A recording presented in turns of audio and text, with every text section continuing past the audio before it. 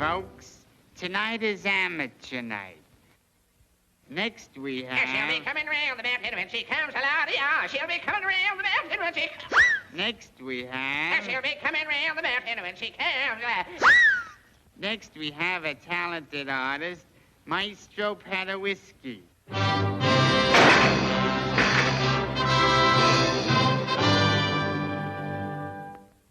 Shh.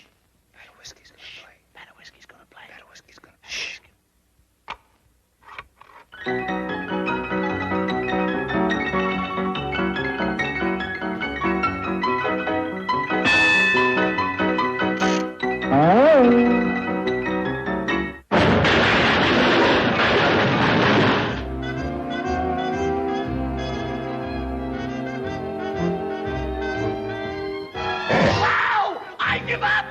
Give up! Oh, look at my feet. They're all crooked and everything.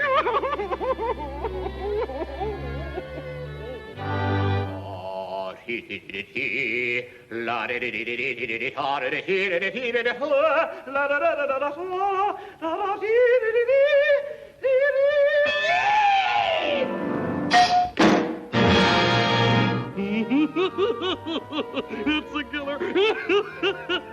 It's a killer.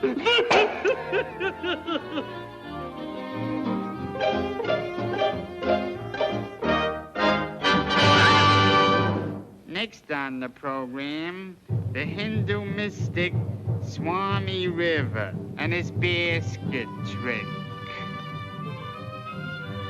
First, I must have a subject from the audience. Ah, come right up, my good man. Now, into the basket.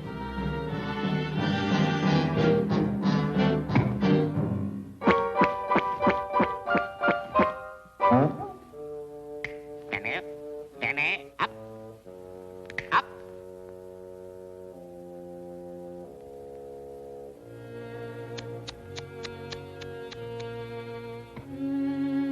Usher, give this gentleman his money back. Now we have the world's smallest entertainer. Teeny tiny, teensy, tinny, tinny, tin.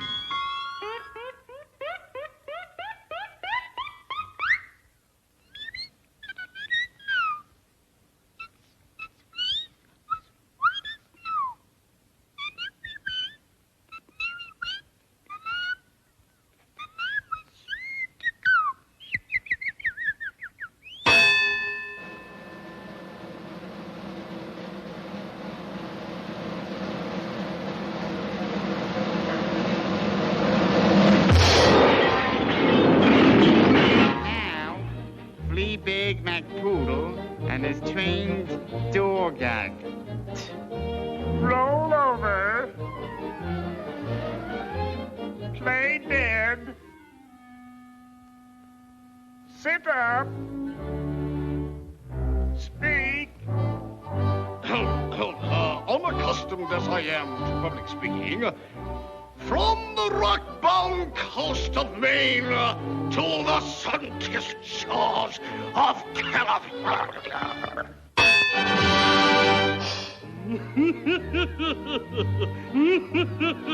That's a good one. Boy, that sure gets me. To be or not to be. To be or not to be. To be or not to be. That is the balcony scene from Romeo and Juliet.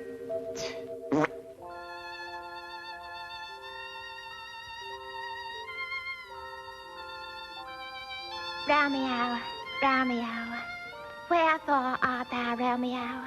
Here, my love, in the bushes at the bottom of the garden.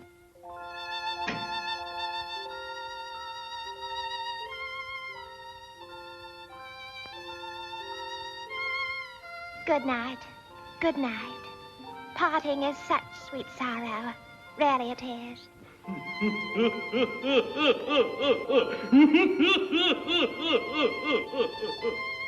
Oh, my darling, my only one.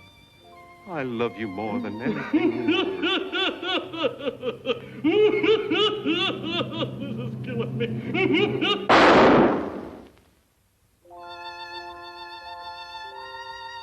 Oh, Juliet, my love, let me thrill again to the soft, sweet tones of your voice.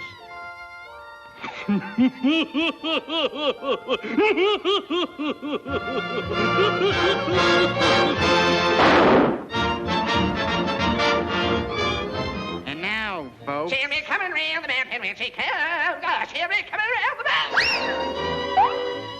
And now, folks, let's see who wins the cup.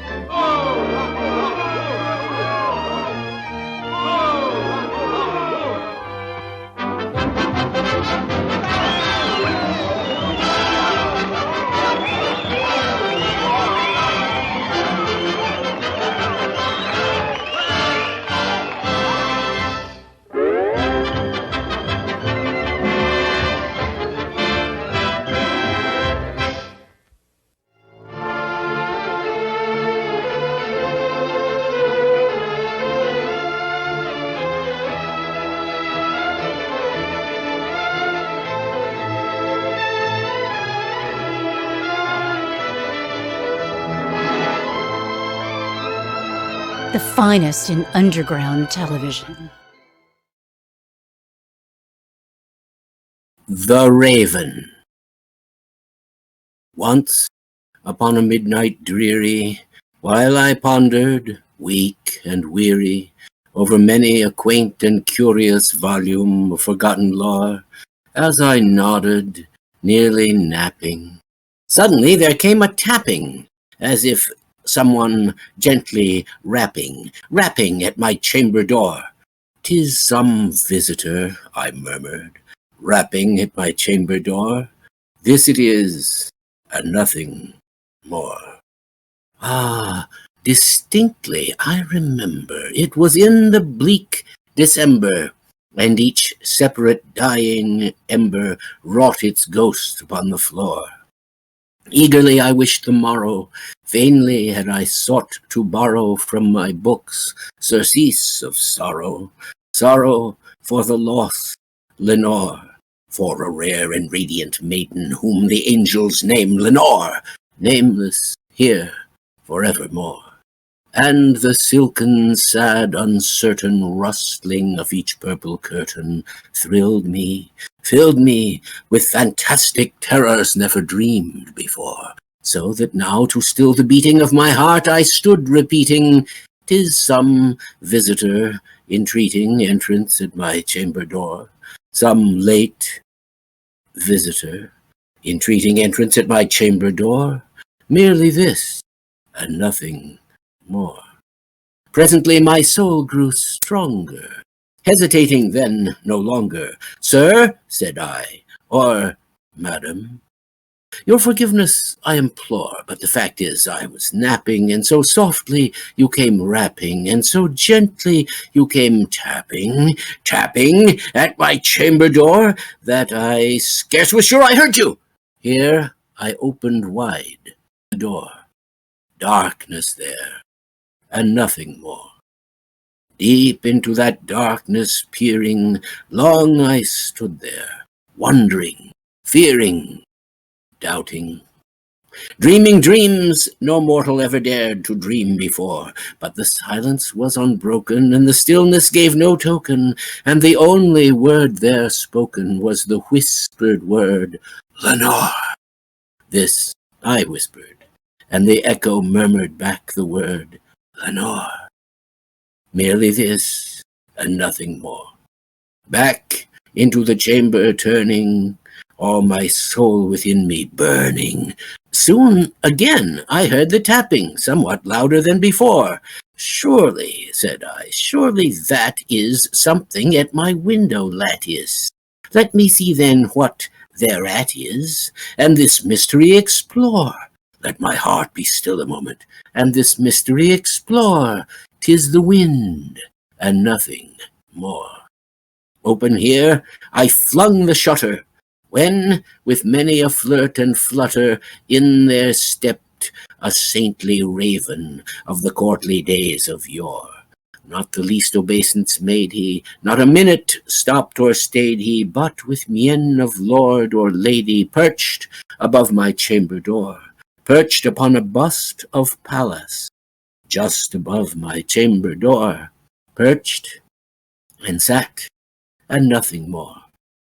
Then this ebony bird beguiling my sad fancy into smiling from the grave and stern decorum of the countenance it wore. Though thy crest be shorn and shaven, thou, I said, art sure no craven, ancient grim and ghastly raven, wandering from the nightly shore? Tell me what thy lordly name is on the night's Plutonian shore. Then the bird said, Nevermore.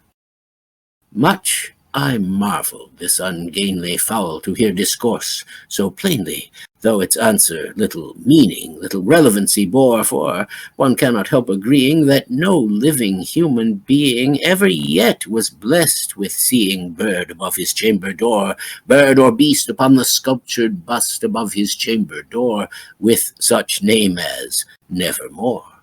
But the raven, sitting lonely on the placid bust, spoke only that one word, as if his soul in that one word he would outpour. Nothing farther than he uttered, not a feather than he fluttered, till I scarcely more than muttered, Other friends have flown before. On the morrow he will leave me, as my hopes have flown before. Quoth the raven, Nevermore. Startled by the stillness broken by a reply so aptly spoken, Doubtless, said I, what it utters is its only stock and store, caught from some unhappy master, whom unmerciful disaster followed fast, and followed faster, till his songs one burden bore, till the melancholy dirges of his hopes the burden bore, of never, never more. But the raven, still beguiling all my fancy into smiling, straight I wheeled a cushioned seat in front of bird and bust and door. There upon the velvet sinking I betook myself to linking fancy unto fancy, thinking what this bird of yore, what this grim, ungainly, gaunt, and ghastly, ominous bird of yore meant in croaking Nevermore. This I sat engaged in guessing, but no syllable expressing to the fowl whose fiery eyes now burned into my bosom's core. This and more I sat divining as I took my ease reclining on the cushion's velvet lining, with the lamplight gloating o'er. But whose violet velvet lining with the lamplight gloating o'er she shall press, ah, nevermore. Then, methought the air grew denser, perfumed by an unseen censer, swung by seraphim whose footfalls tinkled on the tufted floor. Wretch, I cried, thy God hath lent thee, by these angels he hath sent thee, respite, respite and nepenthe from thy memories of Lenore. Quaff, oh quaff this kind nepenthe, and forget the lost Lenore. Quoth the raven, Nevermore. Prophet, said I, thing of evil, prophet still if bird or devil, whether tempter sent or whether tempest tossed thee here ashore, desolate yet all undaunted, on this desert land enchanted, on this home by horror haunted. Tell me, truly, I implore, tell me, is there balm in Gilead? Tell me truly, I implore. Quoth the raven, Nevermore. Prophet, said I, thing of evil, prophet still, if bird or devil, by that heaven that bends above us, by that God we both adore, tell this soul with sorrow laden, if within the distant Aidenn it shall clasp a radiant maiden whom the angels name Lenore. Clasp a rare and radiant maiden whom the angels name Lenore. Quoth the raven, nevermore. Be that word our sign of parting, bird or fiend, I shrieked upstarting. Get thee back into the tempest and the night's Plutonian shore. Leave no black plume as a token of that lie thy soul hast spoken.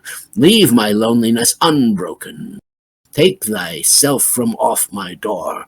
Take thy beak from out my heart, and take thy form from off my door. Quoth the raven, nevermore.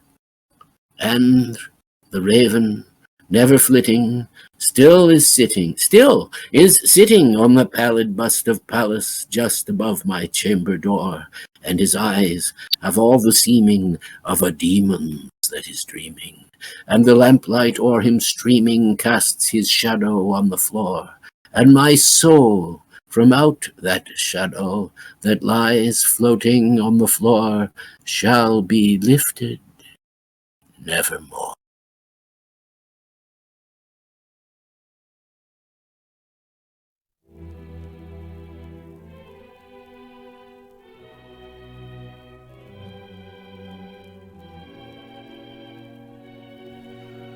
While we sit here watching faces, comfortable in our virtual spaces, an opportunity reaches your ears. Barely stopping, heartbeat throbbing, we stand to pay the boatman bobbing on that bleak and distant shore. Where you ask, does the boatman take us? As we stand there, our wallets forsake us, eagerly paying the boatman his fee. For knowledge isn't cheap, and neither is he. Friends, we know you are here today to seek knowledge, and here today you shall find it. Before you stands an opportunity to address a modern oracle. The only thing left to explain is, well, how to pay the boatman. Knowledge can be gained in many ways. Some are painful and take a long time. Others are capable of giving you instant insight. And that, friends, is what we are here to sell you tonight. I see the incredulous faces in the crowd. I hear you all say, this is too good to be true. I assure you every word of it is. To ask a question of Dr. Hal, it is traditional to offer a monetary donation to help make your question more noticeable. You may make your offerings directly to our tip jar located at http://co-fi.com/AskDrHal. You will also find links to our tip jar as well as links to the stage chat areas at the Ask Dr. Hal website at http://gonzotronics.net/ADH. Please be aware that the more you contribute, the more personal and thorough the treatment.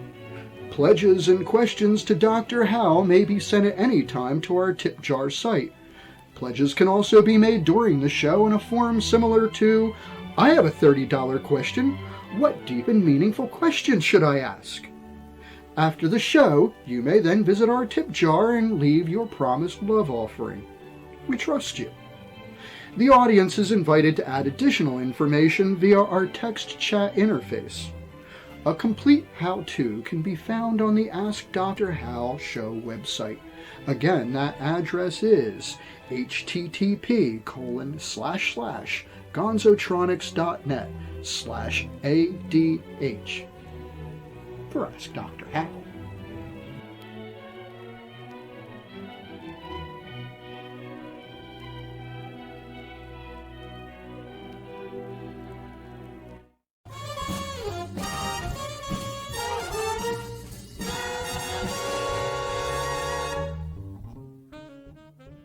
We are starting out our bee adventure this year with some new frames and supers. A frame is what a bee uses to build comb. Comb is the thing that a beekeeper harvests when it's full of honey. A super is simply the box that we hang the frames in. It's early April now, and we need to get started with the chores to prepare for our new colonies arriving in May. We ordered all new frames for our new colonies. Here I'm opening the first box. The new frames came unassembled, so putting them together will be the first task that we'll tackle. Each frame kit box comes with enough measured and cut materials, as well as hardware to build 10 frames. I'm using a concrete patio stone to make hammering easier on the plastic table I'm working off of. I will repeat this process 40 times, so we will speed this up substantially. It took me about an afternoon to assemble all the frames. Eventually, these will have thin sheets of wax attached to give the bees a good foundation to build up the new colonies. We will go into more detail on that in a future episode. I should mention that beekeeping is one of those endeavors that if you have some time and luck, can be gotten into for virtually no cost at all. All of the carpentry required to build a hive is very simple and can be accomplished with basic hand tools. There are even opportunities to get colonies of bees for little or no cost. In our particular case, we chose to go with store-bought hive materials. We do try to keep the cost down wherever we can, however. Here you see me doing a quick fitting of the frames in a new, soon-to-be-painted super. This gives you an idea of how our frame will be situated for an active hive. This is an 8-frame super, so I have 2 frames to spare. I wish painting actually went this fast. We purchased a couple of new supers unpainted, and some of our older supers are getting a fresh coat of paint. We probably won't need half of what I wound up painting, but at least it will get stored ready to go if we need it. I'm using a fast-drying latex white and only applying it to the outside of the super.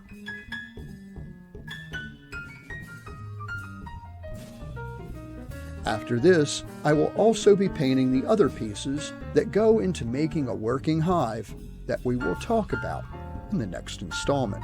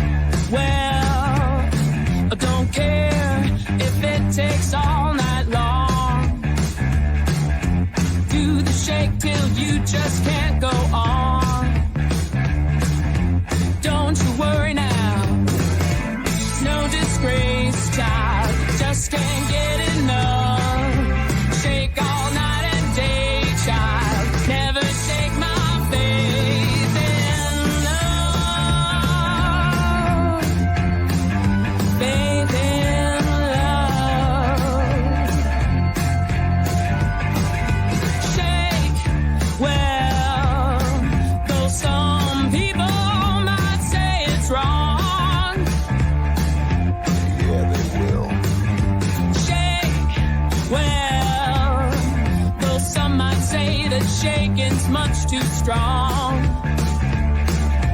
Do the shake till you just can't go on. Don't you worry now. No disgrace, child, if you just can't get enough. Shake all night and day, child. Never shake my faith in love.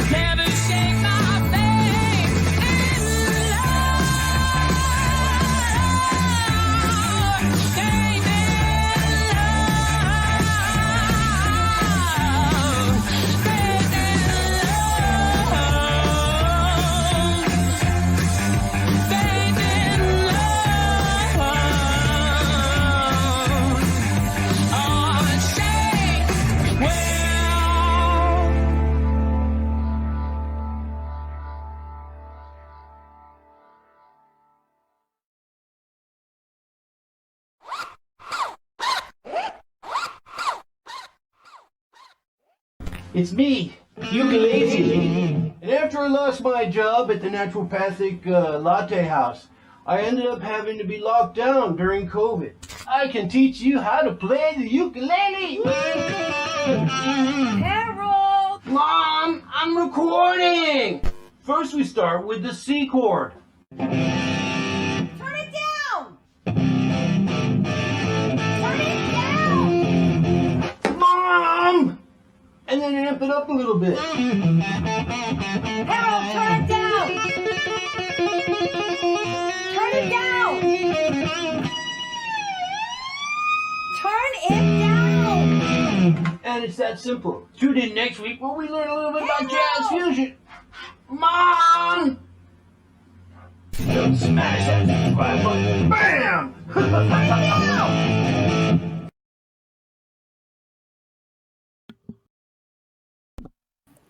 I remembered to turn my microphone on. I just remembered.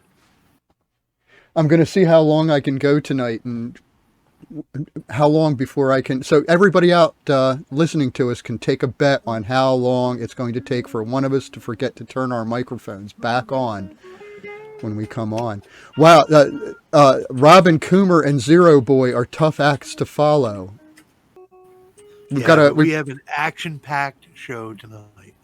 Actually, yeah, we do. There's all kinds of stuff going on here tonight. We've got part 2 of our Mr. Lobo coming up. We have oh God, I'm having a brain freeze. Sorry, Dr. Billy. The Empire Jazz Orchestra. Oh my God, I can't. My brain just like completely froze in place. I'm stage fright. We've got a little presentation at the end of the show from our friends over at the R.A.T.H.O.L.E. And St. Inkfinger, if you can tell us a little bit about what's going on and what's going to be happening this coming Saturday. Yeah, some fine gentlemen from McAlester, Oklahoma. And I think tonight we got the Christmas extravaganza. If some of you saw Shoggoth's Devival in December, you'll know what I'm talking about. But unfortunately, they are losing the R.A.T.H.O.L.E clubhouse, and they are looking for new digs. But on the 17th, I'll put a post in the chat later on. But they are going to be doing a Facebook Live of the last show from the R.A.T.H.O.L.E.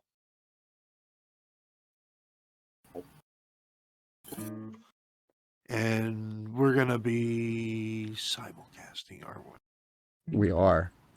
We haven't mentioned that to them yet, so this is probably the first they're hearing about it. But we're gonna preempt the Saturday afternoon thing that we do, and we'll be simulcasting them. So we'll work out the details and see how that's going to work out as we get closer to it.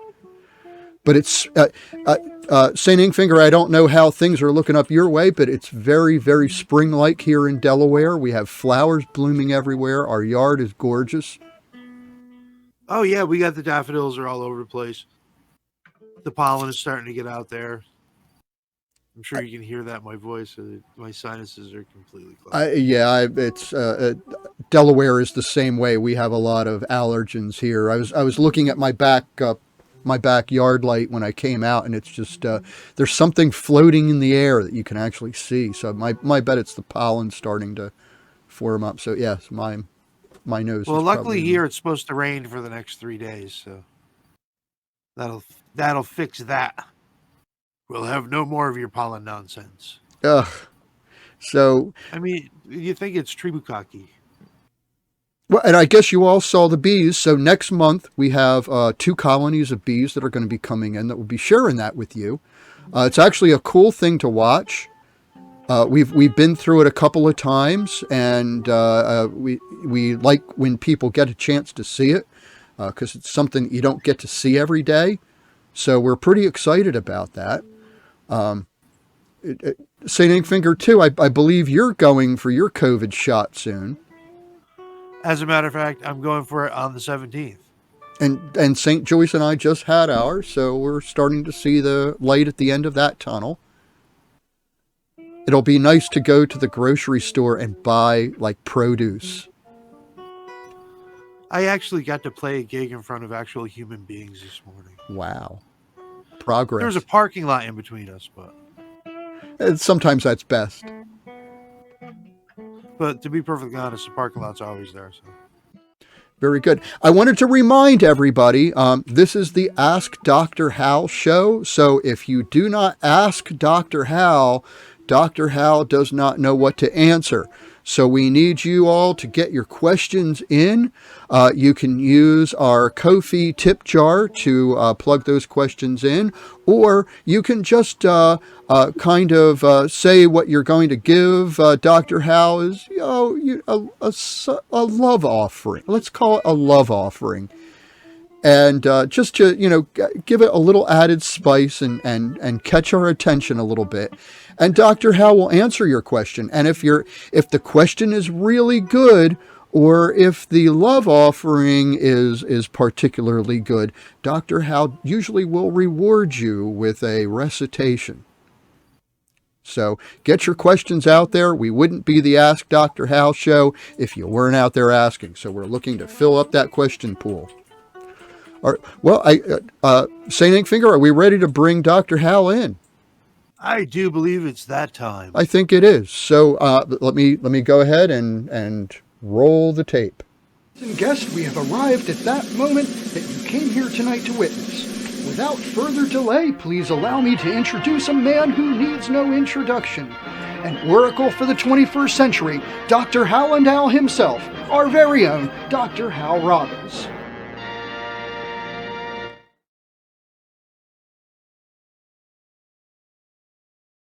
To an ancestor.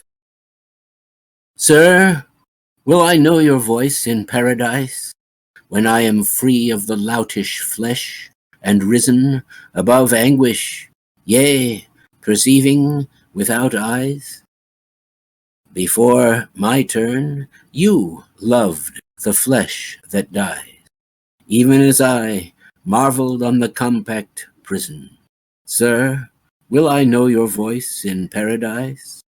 Then, more than now, the meat was beset by flies, the appetite and soul by guilty fission. Above anguish, yea, perceiving without eyes.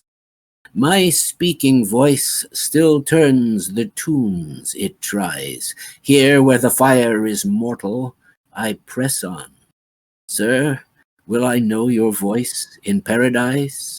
You who before my grandsire could surmise, spewed your descendants in one grand emission. Above anguish, yea, perceiving without eyes. When my real ear that in the flesh ear lies joins with the several parts' eternal mission, sir, will I know your voice in paradise? Above anguish, yea, perceiving without eyes. Ruth Stone. Wonderful. Hail, Pressure, hail, St. Inkfinger. So we are together again to answer the questions of the thirsting, jostling public. Very exciting. I'm anxious to get started. Well, we'll see what they have for us in the hopper today. And as they may know or not know, it is you who organizes the questions and decides in what order to present them to me, Dr. Howland Owl. And yes, and I do jump around. So we did have one question from last month, from Reverend Ramulac. And that shows that when they're held over, we eventually get around to you. I will ask Reverend Ramulac to drop that to St. Joyce in chat, what that question was, and I will make sure that it gets asked this month. Yes. Well, it's hard to keep track of them all as they skitter about, but we will answer it. And Reverend John Shirley just asked a question that I'm going to answer. Where do I ask questions here? And Dr. Shirley, you can put them right in the chat where you just put that question, and we will pick them up and we will pass them along to Dr. Hal. That's the way to do it. And of course, Reverend Shirley will be our special guest on next month's show. Yay! That should be really cool. Very exciting. Yeah. We'll have another conversation and talk about his new books that are just out. I'm very excited. Yeah, that should be an excellent conversation between the two of you, and we will be setting that up here very shortly. So I'm very excited. But I have some questions for you. I have one. Now this is $100 question. Someone, and it's a big question. And I think you'll appreciate this. Will it be the real X Day this year? And that's from Reverend Pease. Ah, Reverend Pease. Well, you know, or you may not know, that this year X Day will be held at a nudist camp in Florida, completely breaking with earlier tradition. And we have kept to our tradition year after year since the conspiracy's version of July 5th, 1998. But this is in response to the idea that maybe we need to change the template a little bit and be located in a place that the Xists will find more interesting, and where will be, and what would be more interesting than this nudist colony in Land O'Lakes, Florida. I expect to be there, and so will Reverend Pease. This is an exciting moment for the Church of the Subgenius. And we will also bring subgenius religion and subgenius philosophy to those nudists thirsting for our special wisdom and for the slack which only the disciples of J.R. Bob Dobbs can offer. But I'm afraid that during my fulminations I've forgotten exactly what the question was. Would you mind repeating it? Of course. Will it be the real X Day this year? Oh, yes. Well, that is our hope every year. Once the real X Day exists, once it comes to fruition, there will be no more other X Days. It will be the climax, the culmination, the punchline, what we've been waiting for all this time. And we must believe in order to make it so. In our heart of hearts and our spleen of spleens, we must imagine that yes, this is the real X Day, and this is my official position as a communicant and deacon in the Church of the Subgenius. We've had a lot of false starts. You could call them rehearsals, you could call them drills, but eventually there is your moment on the celestial stage, and that is the real X Day. So I'm going to vote yes, Father Pease. Yes, this will be the real X Day, and I'm very glad that you will be standing there watching as those saucers descend, and we and the nude inhabitants of the colony go aboard. What a great day that will be. And thank you for your most generous contribution. I feel that since it is so much largesse, that I owe you a poem at this time. And so here is that poem by Edgar Allan Poe, El Dorado. Gaily bedight, a gallant knight, in sunshine and in shadow, had ridden long, singing a song in search of El Dorado. But he grew old, this knight so bold, and o'er his heart a shadow fell as he found no spot of ground that looked like El Dorado. And as his strength failed him at length, he met a pilgrim shadow. Shadow, said he, where can it be, this land of El Dorado? Over the mountains of the moon, down the valley of the shadow, ride, boldly ride, the shade replied, if ye would seek El Dorado. Thank you for your question, and I will see you in El Dorado, otherwise known as Land O'Lakes, Florida. Dr. Hal, there was a follow-up question to that. Let's follow it up. I'm not quite sure how it connects, but will sending nudes get me chicks? Sending nudes? Sending nudes get me chicks. How can you send nudes? You'll be there, maybe you'll be nude, maybe they'll be nude, but as for getting anybody, I don't think there is an agreement. I don't think there is a series of rules. This depends upon happenstance. As in everything, it depends upon how you present yourself and whether or not these theoretical nude chicks respond well to your subgenius presentation and doctrine. Naturally, we know that the Church of the Subgenius offers a pearl of great price, but then do nude people care to adorn themselves in any way, even philosophically? Time will tell, but we all stand naked before Bob, and on that great day, our oppressive beliefs and tropes left over from the conspiracy will drop away from us like filthy rags, and we will stand gleaming and shining in the grin of Bob. Very good. We have a question here from Dr. Penny, and this is a $35 question. Oh, thank you, Dr. Penny. In pamphlet number 1, it asks, feeling like there's just no slack? My question is that feeling a lie?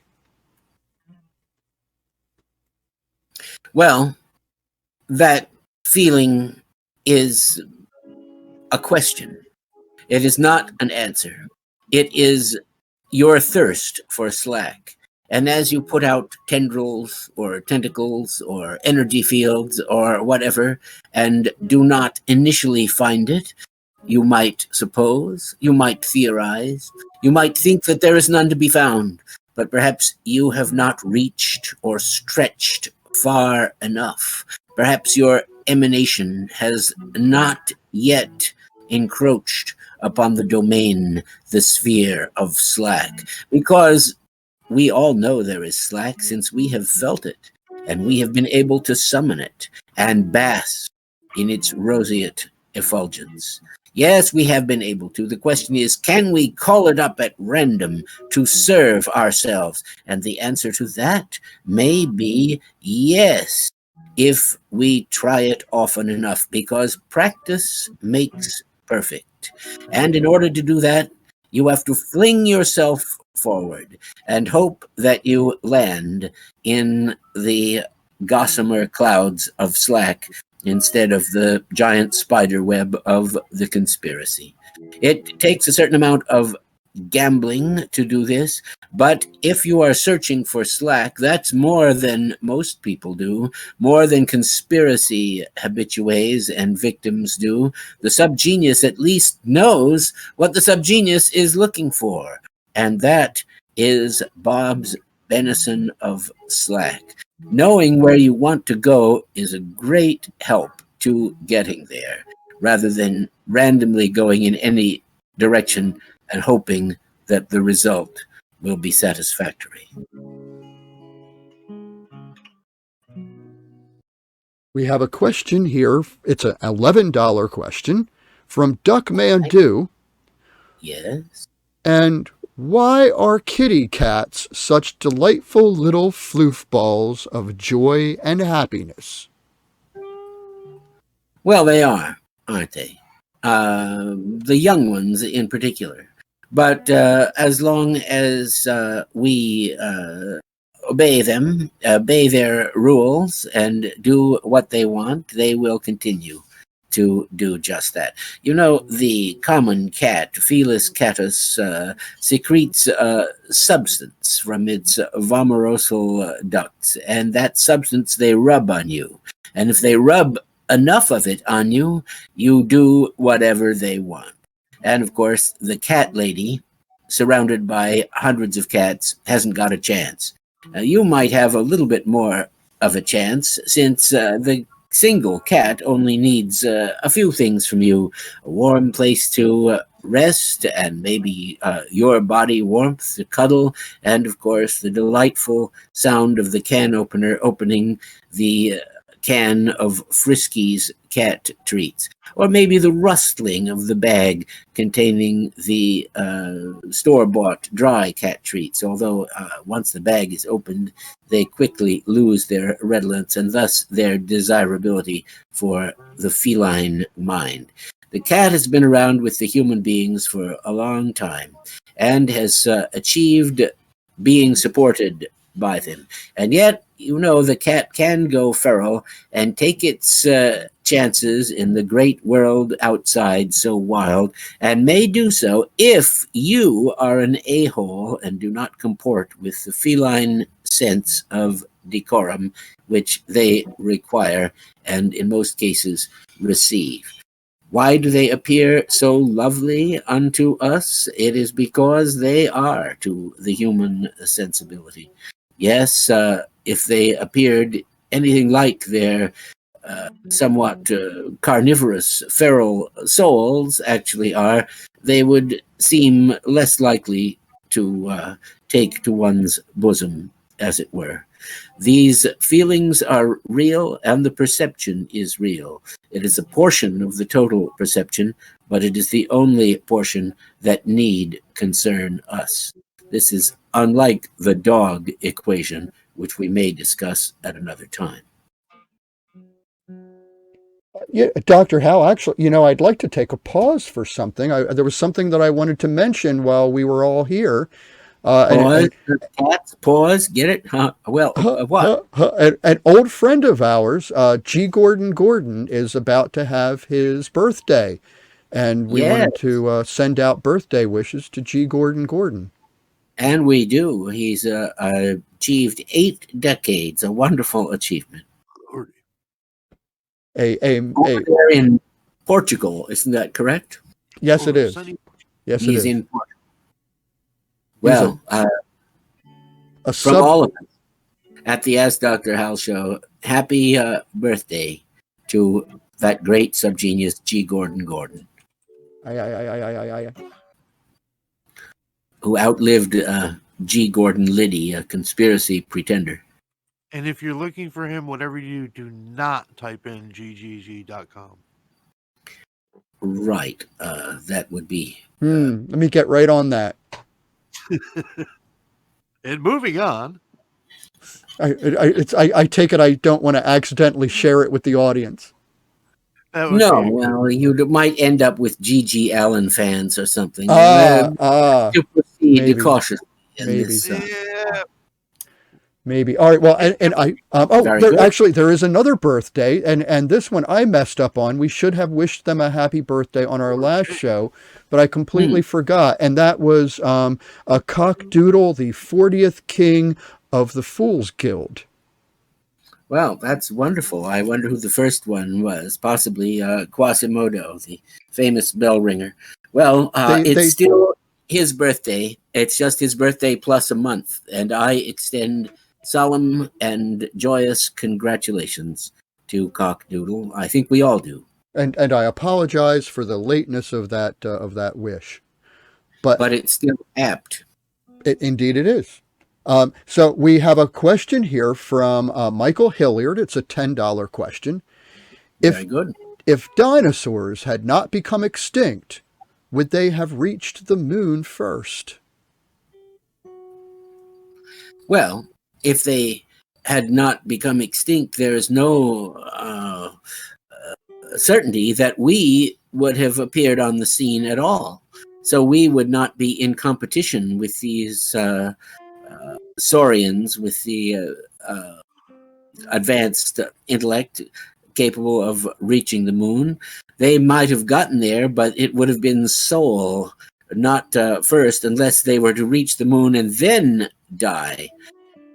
All things are possible in an eternal, expanding multiverse. And so in one version of reality, they did reach the moon.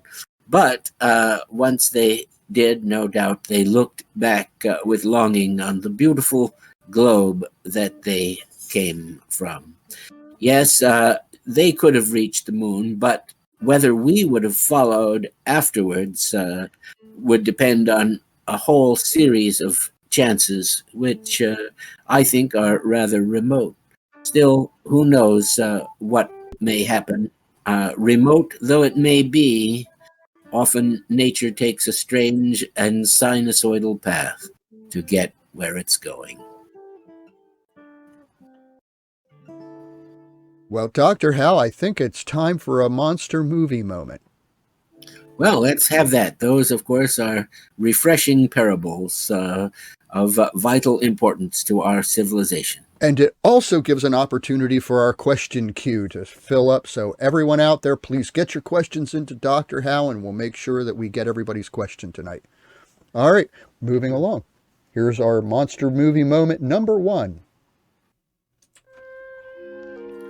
Well, we are on a beautiful tropical island where lovely Beth Rogan discovers honey trickling down the rock. Beth Rogan's real name was Elizabeth Puckle. And here, at 17 years old, she's joined by Michael Callan, later seen in the movie Cat Ballou.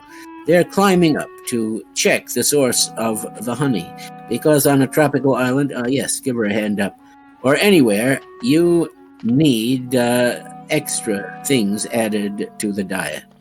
Here, inside a cool cave festooned with stalactites and stalagmites, as they approach, they find a giant honeycomb, brimming with honey, nature's perfect food. Just look at the size of that thing.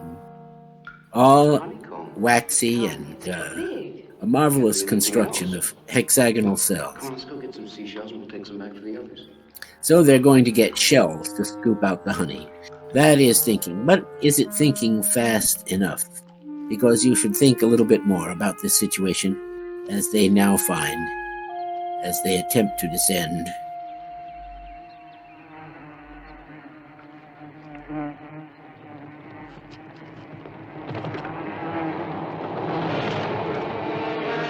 Not expecting a bull-sized bee to land.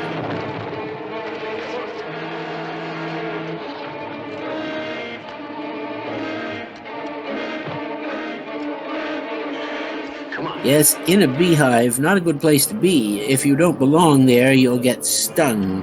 Perhaps climbing into the cell is a good plan if you have to think of one fast.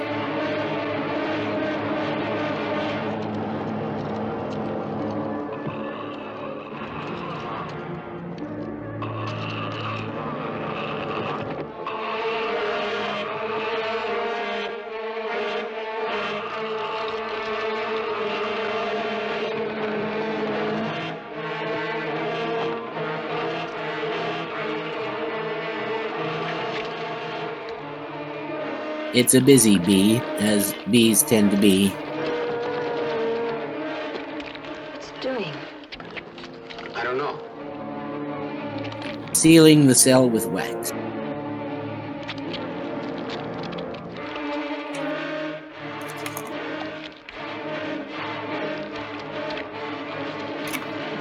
Sealing us in.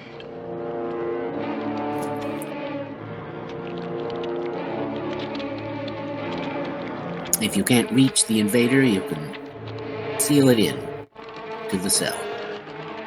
And now other bees have arrived. Surely you didn't expect there was just one bee.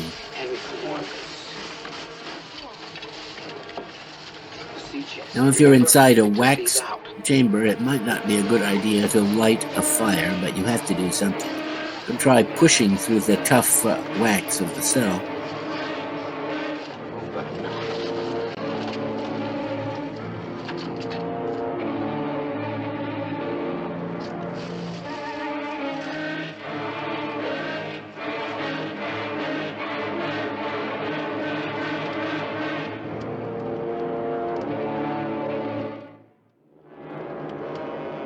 Melt that wax.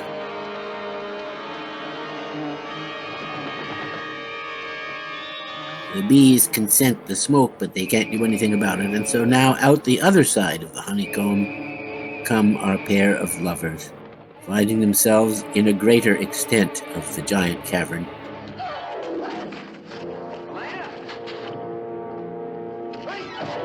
where it's slippery. And here they see a strange sight. Captain Nemo's submarine, the Nautilus. What is it? Some kind of ship. I've never seen anything like it before. Come on, let's get on it. Well, if you consider bees monsters, then it's a monster movie moment. Well, he was Monster Us. Yes, that's right. He was a monstrously large bee, not That like the bee ones that tried to work. you deal with pressure, eh? Yours are normal size. The Arctic bumblebee is a rather large size, but yours are honeybees. I wish I could hear you. Whoever had it on pressure at this particular time, you win the pool. Yes. I had my microphone turned off. The ones we deal with are substantially smaller. I did get one in my bonnet once, so I can tell you what the experience of having a bee in your bonnet is. Well, what's the buzz on that? It's kind of spooky. All of a sudden, bees that are supposed to be outside are now inside, and it's a much more close environment. Well, did you get out? Oh yes. I pulled the helmet off, and the outside was more bee free than the inside was. So well, that's good. Yes. But I have another question here for you, and this one is from Reverend John Shirley. All right. And he wants to know, how would our lives be conceivably better if we were to somehow genetically hybridize with ants or bees and live in humanoid insect hives? Would there still be art? And that is a $54 question. Thank you, Reverend Shirley.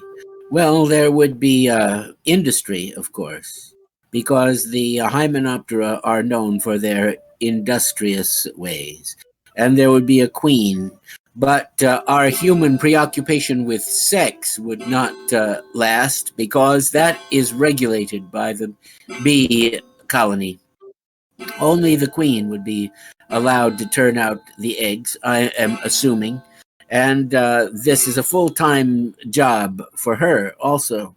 Yes, the problem is that the insect politics are different from human politics. And one thing that there is generally not in any kind of an insect hive is slack. Slack, we humans need, although only the subgeniuses know it. Slack being leisure, the basis of culture. Slack, the soft voice, the luminous cloud, where we are able to exercise our ability to project plans and to foresee better outcomes. Unfortunately, the insects have gone down a path where such speculation is really the mark of a pathology rather than anything else. Such slack as may exist comes in doing the will of the hive, in working until one can work no more, to avoid spiders and bee-eating birds and other things, and to continually bring back pollen. That might seem slackful, and no doubt it has its pleasant moments. But as far as humans are concerned, they are better off not adhering to the arthropodal contingencies of necessity. Insects and shelled creatures in general are extremely pragmatic. They must accomplish their duties first and foremost. And if there's anything left over, they get a little chance for slack. Now, they do have some. I've recently seen a photograph of two bees sleeping. They do sleep in a flower, sleeping in the pollen with their legs entwined. And it's good to know that even in their busy lives, they have a moment of rest and refreshment. That, I think, is a wonderful thing for them, but as far as human ingenuity is concerned, hardly a smidgen of what humans can create in the sphere of slackful delights. Reverend Hal, we have a Dr. Hal, we have a $5 anonymous question. All right. Is it really possible to experience anything objectively? Well, in hindsight, one may know. At the time, one may not know. And one is better experiencing things without the process of self-analysis or the analysis of the experience going on simultaneously. To rationalize and ratiocinate about an experience while you're having it is to be distant from it by that degree. Once again, as in the earlier question, only by giving yourself to the moment can you possibly know. Now, it may be that then you will find that you should have been more objective about it. But until then, the thing to do is simply to forge ahead. And then, indulging in the luxury of hindsight, you will know whether objectivity would have served or whether, as a matter of fact, it did serve and was part of your experience's totality. Very good. Well, Dr. Hal, I think at this point we're going to move on to our part 2 of our guest segment with Mr. Lobo, which we're very proud of. Oh, yes. Cinema Insomnia's Mr. Lobo. We had a very interesting conversation, and this is the second part of it. And after we play it, we'll be back with more questions and answers. And I want to remind everybody that you can put your questions into our chat area. St. Joyce is standing by to record them, and we need your questions. So get them into us, and we'll be happy to see what we can do about getting them answered with Dr. Hal. Greetings, everyone, and welcome back to our second installment of our visit with Mr. Lobo, host of Cinema Insomnia and president of Roku channel OSI 74. Our first question for this installment comes from our friend, Dr. Billy. What's the most spectacularly bad or misunderstood movie that you've ever seen that everybody else should watch? And then if you can't name one, name a few. Boy, that's a good one, isn't it? That's too much. That's too much power. Do you want me to go first, or yeah, you go ahead, Dr. Hal? Well, I have a hard, you'll know what I'm going to say. That. I'm going to nominate Robot Monster because Robot Monster is incredibly watchable. At the same time, it's laughable and ludicrous. Yes, it's quotable. You calculate your chances. Get into it, to laugh like the human. To show me the one called love. Alice. Why is this not part of the plan? I didn't mean to who are a Roman, and a Roman you shall remain.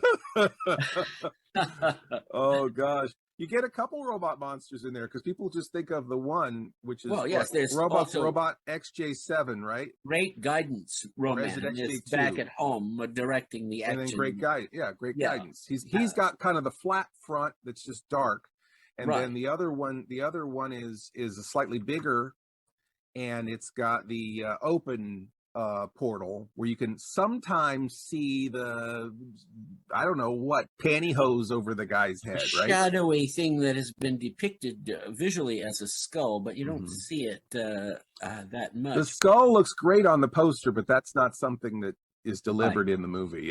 Yeah. But Robot Monster is interesting because he is iconic. I love people always confuse it with Plan 9 somehow, which I always think it's just that sublime level of misunderstoodness, right, or badness, where they're all in the same universe somehow. If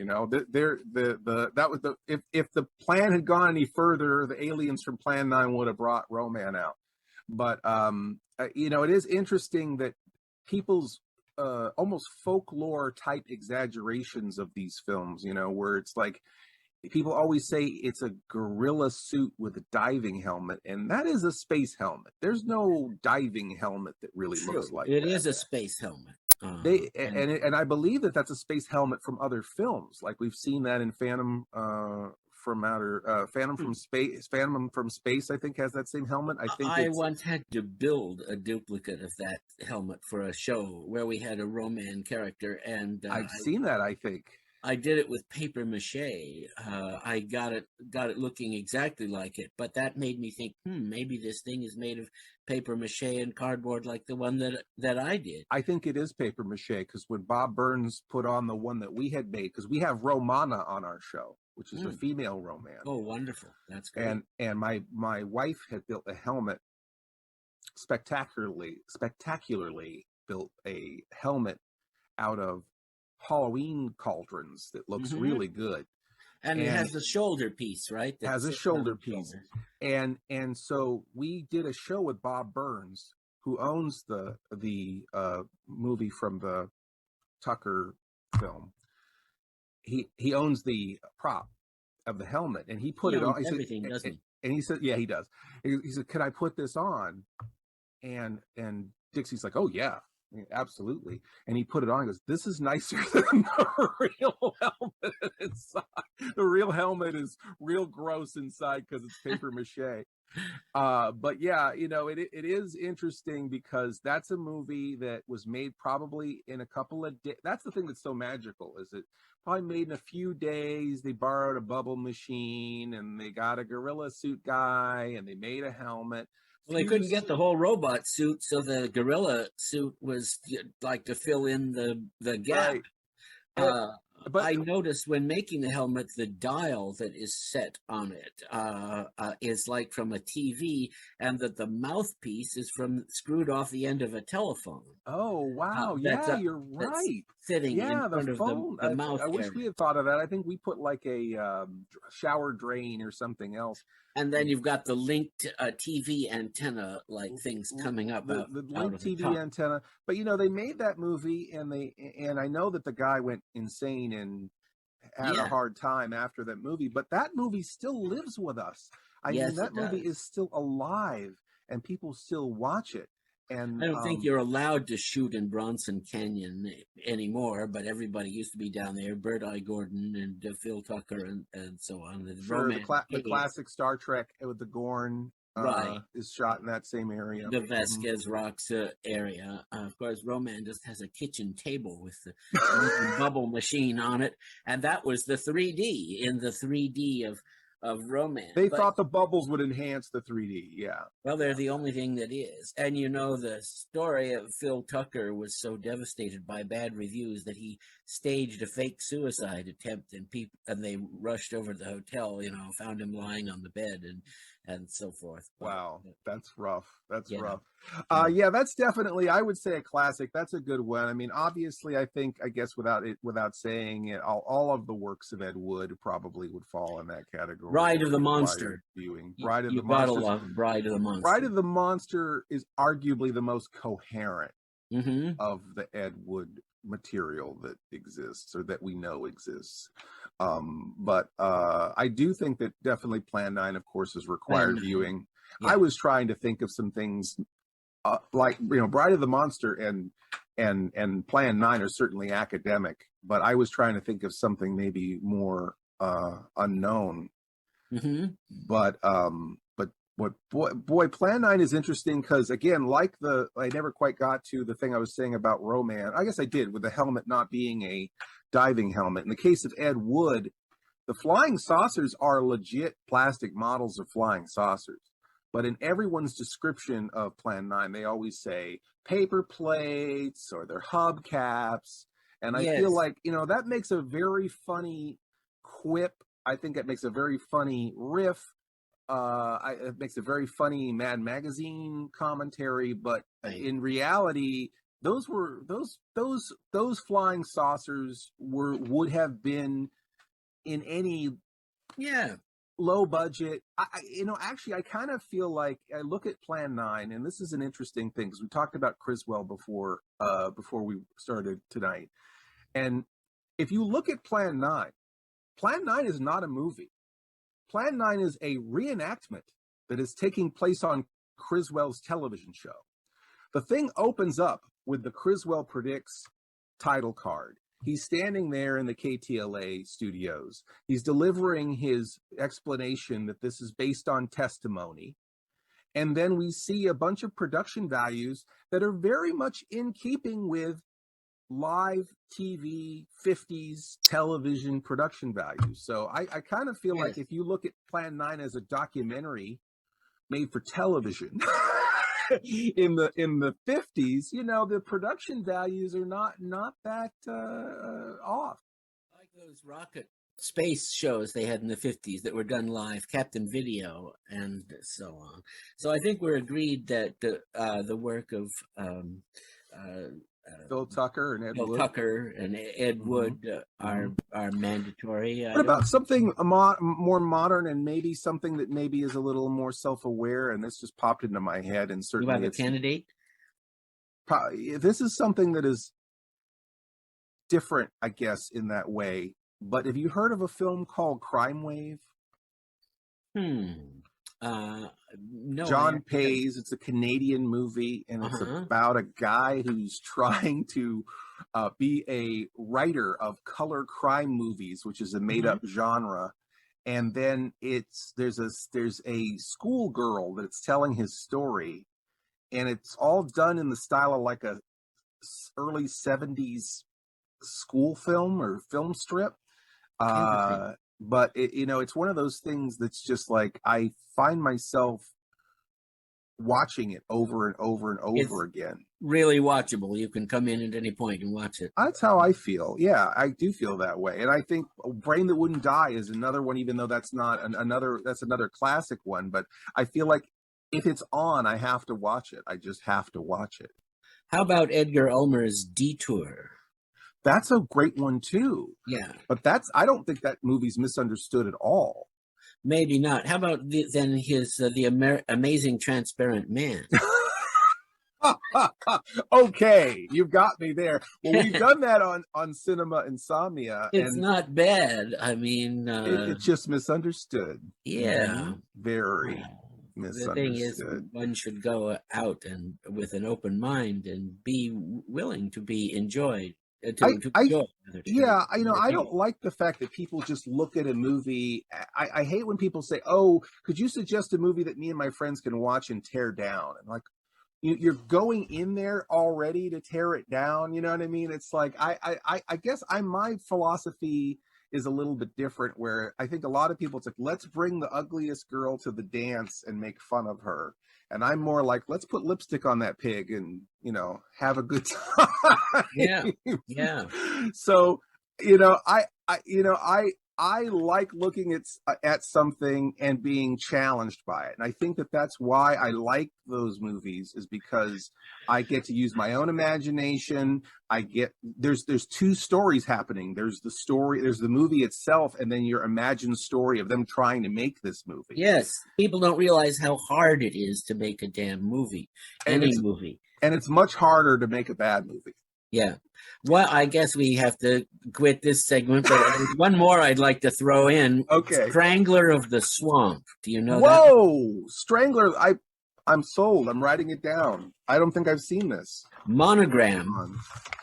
It's Monogram. It's real low budget. There's no swamp. There's a floor of dry ice mist. But it's pretty incredible the mood and the way it's put together, and the Strangler ghost or whoever he is Charles Middleton, Ming the Merciless. Oh wow! On loan from Flash Gordon, but it's mainly about this 1940s gal, and her trouble in the swamp, and it's just that put together with not much of anything, but the mood kind of carries you through. Anyway, that's a great one. That's a great one. I wanted to throw one more out there. Yeah. Daughter of Horror. Oh, wow. That's legendary. People wondered whether it even existed at a certain period of time. That movie makes no sense. It's like it's like Ed Wood making a David Lynch movie. That's what that movie is like. And for fans of intricate details, in the Blob when the Blob invades the movie theater, the movie everybody's watching is Daughter of Horror. And I host Blob Fest at the Colonial Theater every year, and we do a spook show with Daughter of Horror for the audience, and the Blob escapes.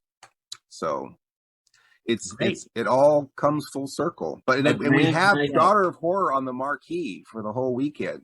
So because they duplicate, I think it says in the movie when they're all running for their lives, and we recreate the run out from the movie. We have 300 patrons run out the front door into the street in Phoenixville. But oh yeah, that's like every nerd's bucket list has got to be doing the run out at Blobfest. But so this is the actual theater from the movie. Great. And then it's about 20 minutes from the diner. The diner's really not across the street like it is in the movie. You got to drive 20 minutes away to get to where the diner is. Right. But on the marquee, I think it says Spook Show, Daughter of Horror with Bela Lugosi, I think is what it says, something like that. So we do a spook show at the Blobfest, and then we also as part of it, I have this thing, we try to resurrect Bela Lugosi. In reality, he probably was visiting, he probably was just touring, you know, and you know, I feel like Ed Wood was probably bringing him around to shows like that, and having him make appearances at midnight shows to sell merchandise, you know, or because other than, you know, he may have had something to promote. I guess he was promoting the Robot and the Vampire, right, which was the movie that was also playing or coming soon to the Colonial Theater in the movie The Blob. So that's why Bela Lugosi was there. Well, he was a trooper. Yeah. What's that dong? It's the clock sounding the hour of 6 o'clock. Okay, so that might mean we may have to move on to another question. I'm afraid so. Our next question comes by way of Reverend Ramulac. Do you prefer man-made monsters or the supernatural kind? Interesting question. Yeah. Now, if it's zombies, I always like it when there's a technological explanation, like in Night of the Living. Well, like in Night of the Living Dead, actually, there's the weird radiation from Venus that they sort of name drop. And then in Return of the Living Dead, there's the chemical trioxin 245 that gets on everything. So I kind of prefer that science. I guess I'm nerdy enough to where I feel like that scientific mumbo jumbo is somehow more satisfying than actual mumbo jumbo. It's necessary to have that scientific patter, that palaver there, so you can not worry about why it's happening, and you can appreciate, well, this is weird, but the scientist says it's happening. Although we don't trust scientists anymore. Somehow everything said by doctors and scientists is made up now. Well, according to some, of course. To some. The question is, you know, what is natural as opposed to supernatural? Everything's natural. Has to come from outside the realm of physics and get into the numinous aspect of gods and other actors messing with us. And when they stop, the natural world then goes on and fills in the gaps and makes it part of nature and part of physics. But my father never liked stories of the supernatural. And he said the problem with it is it's unfair. They don't play by the rules, you know. You can't win. While on the other hand, if it's the project, if it's part of nature, then maybe you can figure out a way to win. But if things are going to transform and change around you, and you know, you have no say in it, then it's like people are always the victims. It's up to God or the scriptwriter. Very interesting point of view on that. It's unfair. I like that. But it is interesting because, you know, I do like Dracula, you know, but Frankenstein's a little more interesting. And then I like both of them, but I actually think The Invisible Man is even a little more interesting. Yes. So maybe I do need maybe I'm have a little bit country, a little bit rock and roll. Maybe I'm a little more sci-fi and a little less horror. The dichotomy in the Hammer, Dracula, and Frankenstein things was interesting, where Frankenstein was the one rationalist in a world full of indignant priests and others who were always shutting him down, while in the Dracula one, Dracula is the one wild card when everyone else is rational and plays by the rules. Yeah, interesting, very interesting. Fantastic. So we want another question, or okay, let's do it. For our final question of the evening, we hear again from Dr. Billy. Why do you think we have this real affection for bad movies, especially monster movies and cheesy science fiction films? Dr. Hal, do you want to go first? I'll say the film critic here in SF, Mick LaSalle, had a good a suggestion about that, is that they deal in the numinous. They deal with the presence of otherworldly things, and that's as close as we're going to get to it in our world. That as bad as it is, they're talking about something that is outside the recognized scheme of things. And I also believe that every movie, even the rotten movies, have a vision which they express. That things happen in the movies in a certain way because that's what they're presenting. And so you can appreciate that. Absolutely. I agree with you 100%. I think I always say that every movie is someone's favorite movie. And every movie is someone's least favorite movie. And I try to keep that in mind when I'm writing material for Cinema Insomnia. It depends on what you bring to it. You have to be receptive or you'll never get the chance to enjoy it, whether it's good or bad. Yeah, I mean, it's definitely, I mean, obviously everything is not for everybody. And that's certainly, movies can be very personal. It's like putting on a sweater. It fits you or it doesn't fit you. You relate to it. You look good in it. It looks good on you. I think that, where you come from and your lifestyle and what you're going through, we were talking about RoboCop earlier. I always thought it would be really funny to do a sketch where a reviewer reviews the same movie every week. And it tells us nothing about the movie because he's already reviewed it, but you know what he's feeling at that moment. So the first time he comes on, it's like, today we're going to review RoboCop, 4-star, love this movie, blah, blah, blah. Then he comes back and it's like, well, we got time to do our review this week. My girlfriend just broke up with me. So I thought I'd watch RoboCop again. And I don't know. It's all right. I guess it's 2.5 stars or whatever. It doesn't hold up. And then the next week, it's like, we're getting back together and, we're going to get married, 5 stars. I love RoboCop. And then the week after that, it's like, we're having a baby, blah, blah, blah. And then they're worried because they're having a child now. Right. So now they watch RoboCop differently, where it's like, well, I don't know if I like the violence in this film. I'm going to give RoboCop 1 star. So it's the same guy. It's the same movie. The movie didn't change. So and I think that's part of it. I think the other thing about specifically to the question that was being asked is that why in general do these movies that are so-called misunderstood or bad appeal to people? And I think it was a lot of the reasons that we've already said. They challenge us. They do show things that are outside the norm. But in a way that someone can look at a black and white film and they're bringing their own experience to that movie and kind of filling the rest of it in. That abstraction of it not making total sense, I think gives the audience something to do other than just follow a B, C, D, E, F, G storyline.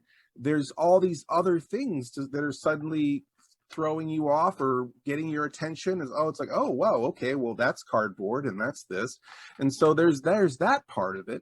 But then I think that the thing you were saying too, where it's like, movies about, robots and monsters and ninjas are not bad movies because they have subject matter that's interesting, Whereas I think the worst movies in the world aren't worth making witty commentary over, like Disease of the Week movies and, you know, some romantic comedy with Ashton Kutcher from 10 years ago that nobody remembers the name of. Lord So, God, yes. you know, these are the things that are so boring and so mundane that people don't remember the names of them. Those are the things that are the worst of all time. Plan 9 from Outer Space and Robot Monster are good movies. Yeah, I would agree. Mr. Lobo, from all of us at the Ask Dr. Hal Show, we would like to sincerely thank you for being our guest. We would also like to thank Reverend Ramulac and Dr. Billy for their assistance in putting all of this together. Be looking for more on future episodes of the Ask Dr. Hal Show. Be sure also to tune in to OSI 74 on Roku for not only cinema insomnia, but a whole range of Dobbs-approved content. Thank you, Dr. Hal. It was a pleasure doing this with you. And like I said, I've always been an admirer of your talents, so it was extra fun for me. Well, until next time, then. All right. All right. Take care, Systems folks. go. Good night. Thank you again. Good night. Gil Evans is a name not widely known to the public, but among many musicians, it's a name that spoke with the same kind of reverence that's usually reserved for the great masters like Duke Ellington and Charles Mingus. Primarily a composer and arranger, Evans' writing is noted for its amazingly sophisticated harmony, complex rhythm structures, and interesting novel timbres by combining instrument sounds in unusual ways. He's undoubtedly best known for the series of recordings he made with Miles Davis in the 1950s, but Gil Evans' own legacy in music extends far beyond that. He had numerous recordings under his own name, and in the 1980s led was undoubtedly the most adventurous big band in New York City. It was a band that every jazz musician in New York City wanted to play in. They played Gil's spectacular settings of music that ranged everything from Jelly Roll Morton to Jimi Hendrix. One concept that Gil returned to time after time is the idea of old wine in a new bottle. He would take a pre-existing tune by a older jazz composer or even a classical composer and reset it in a very sophisticated contemporary arrangement. The example we're about to hear is one of those. He takes Tchaikovsky's composition Arab Dance from the Nutcracker Suite and rewrote it and restructured it for the Claude Thornhill Band in an arrangement that dates from 1941. There's an interesting Easter egg that Gil snuck into this, in that the shout chorus is a note-for-note reconstruction of the shout chorus from Duke Ellington's epic 1940 piece, Coco. Coco is considered one of the most important and perhaps the greatest piece ever written for big band. And Gil is here obviously tipping his hat in acknowledgement of that. I hope you enjoy this performance of Arab Dance, arranged by Gil Evans, American Master of Music.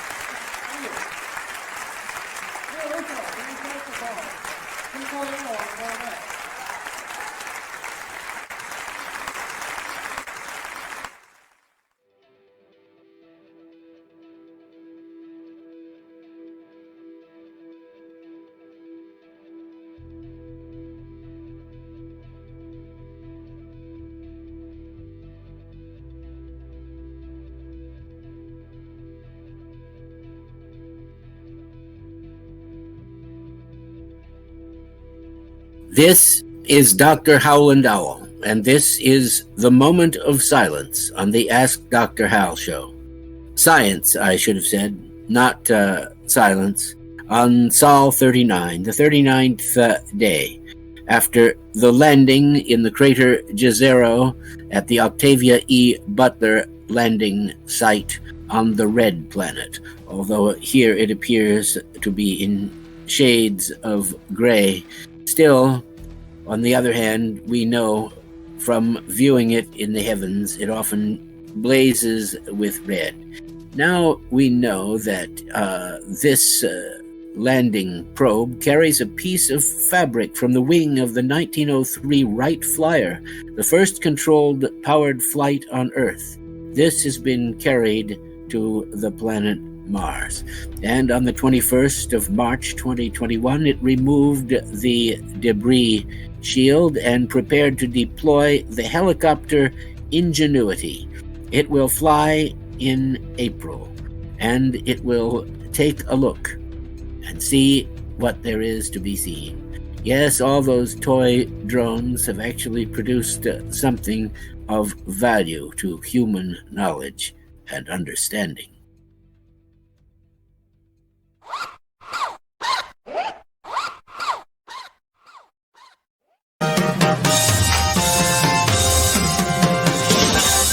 Good evening. My name is J0 from ZNN.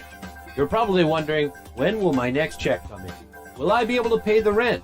Do I have enough food on the table? Well, today we have two bastions of the financial establishment here to talk about the world economic growth.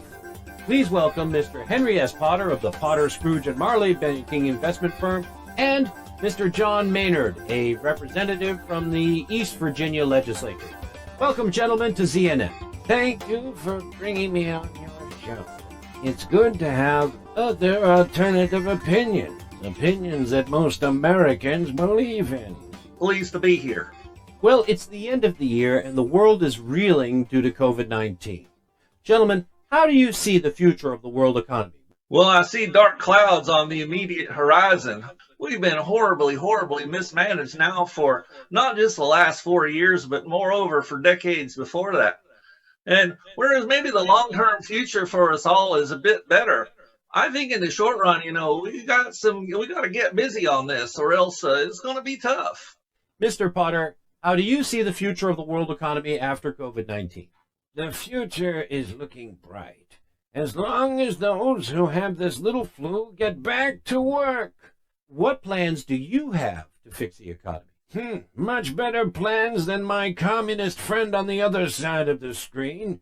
Our plans are to make people work, whereas our communist friend here would have everybody blowing away with the wind, giving money away to the garlic eaters. This man is a one-trick pony. Get back to work. Get back to work. This working at home nonsense. Actually, it's quite benefit to us. We don't have to...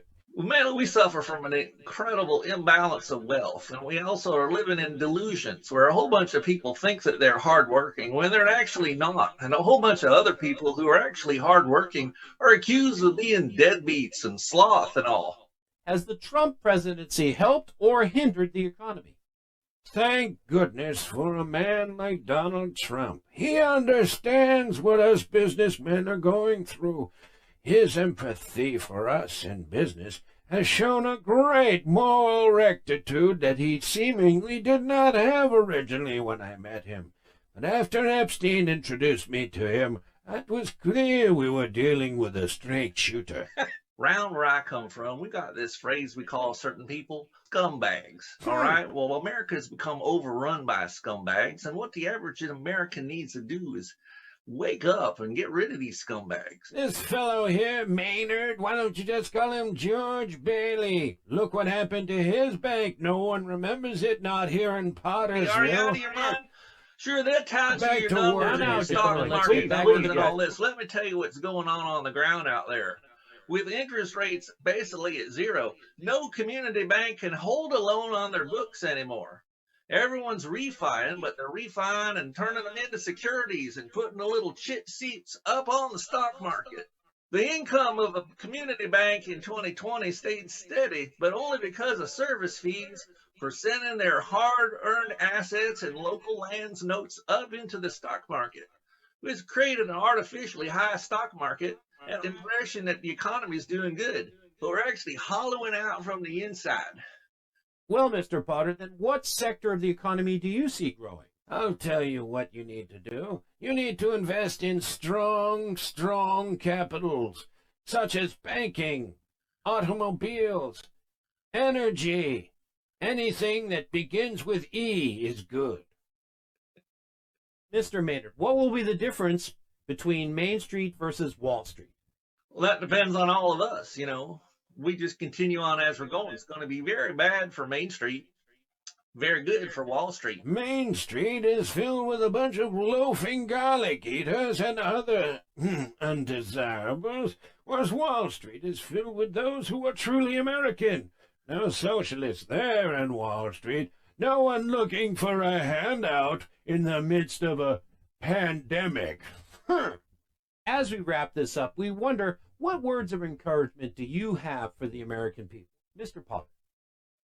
Thank you for this wonderful interview.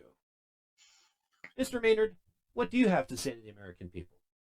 Learn some economics, for Christ's sake, and some science. This has been a ZNN Special Economic Report with Mr. John Maynard of the East Virginia Legislature and Mr. Henry S. Potter of Potter, Scrooge, and Marley Investment. Stay tuned for our next upcoming special, ZNN's look at conspiracy theory. QAnon or Cuckoo Crazy.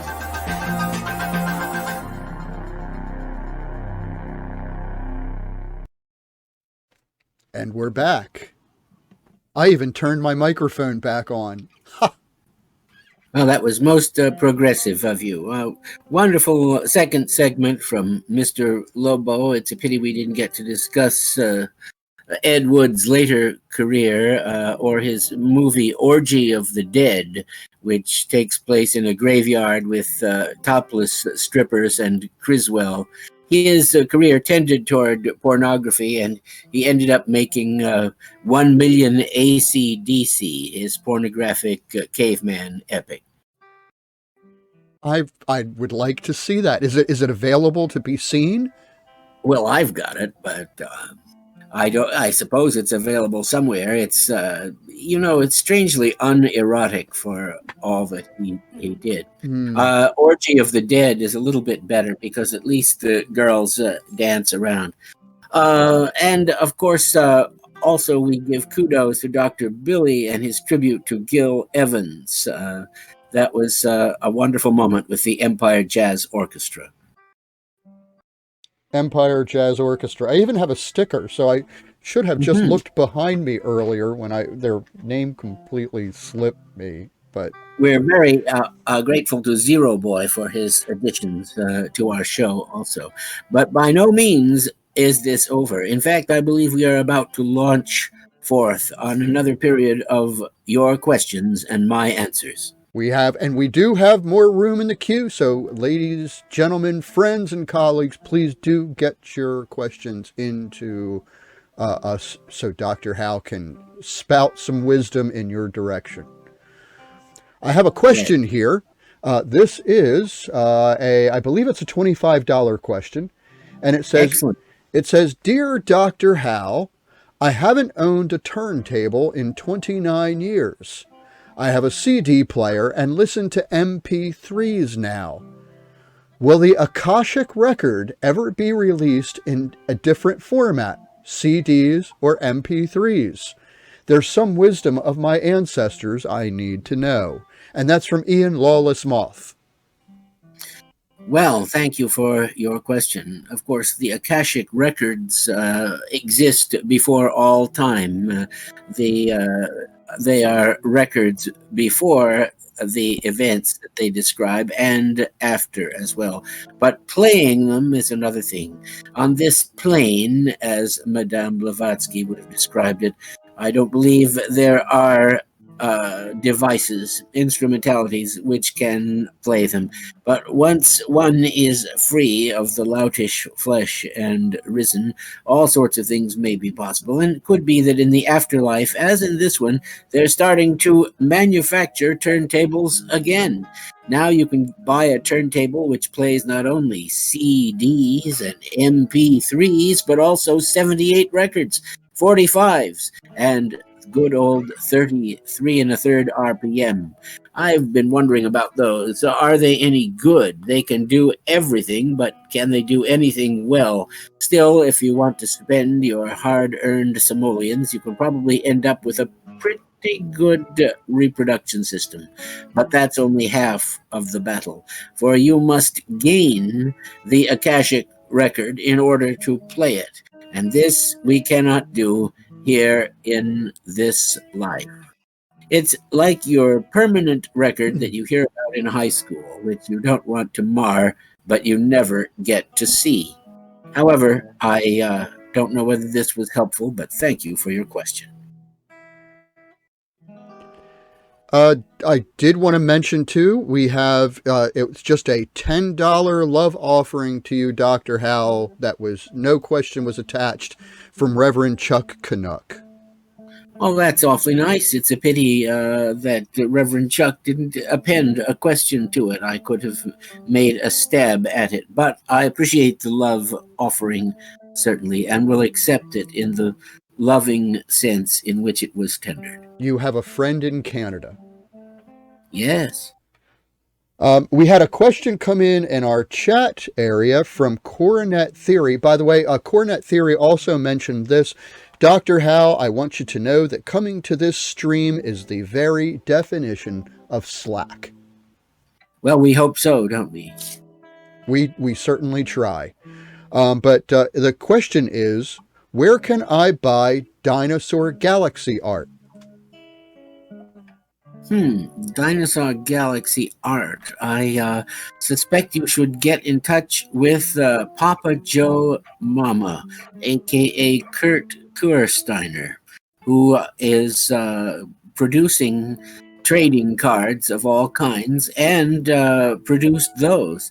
I'm slated to do a whole series of cards for him, but it's very difficult for me to get to it because of various exigencies.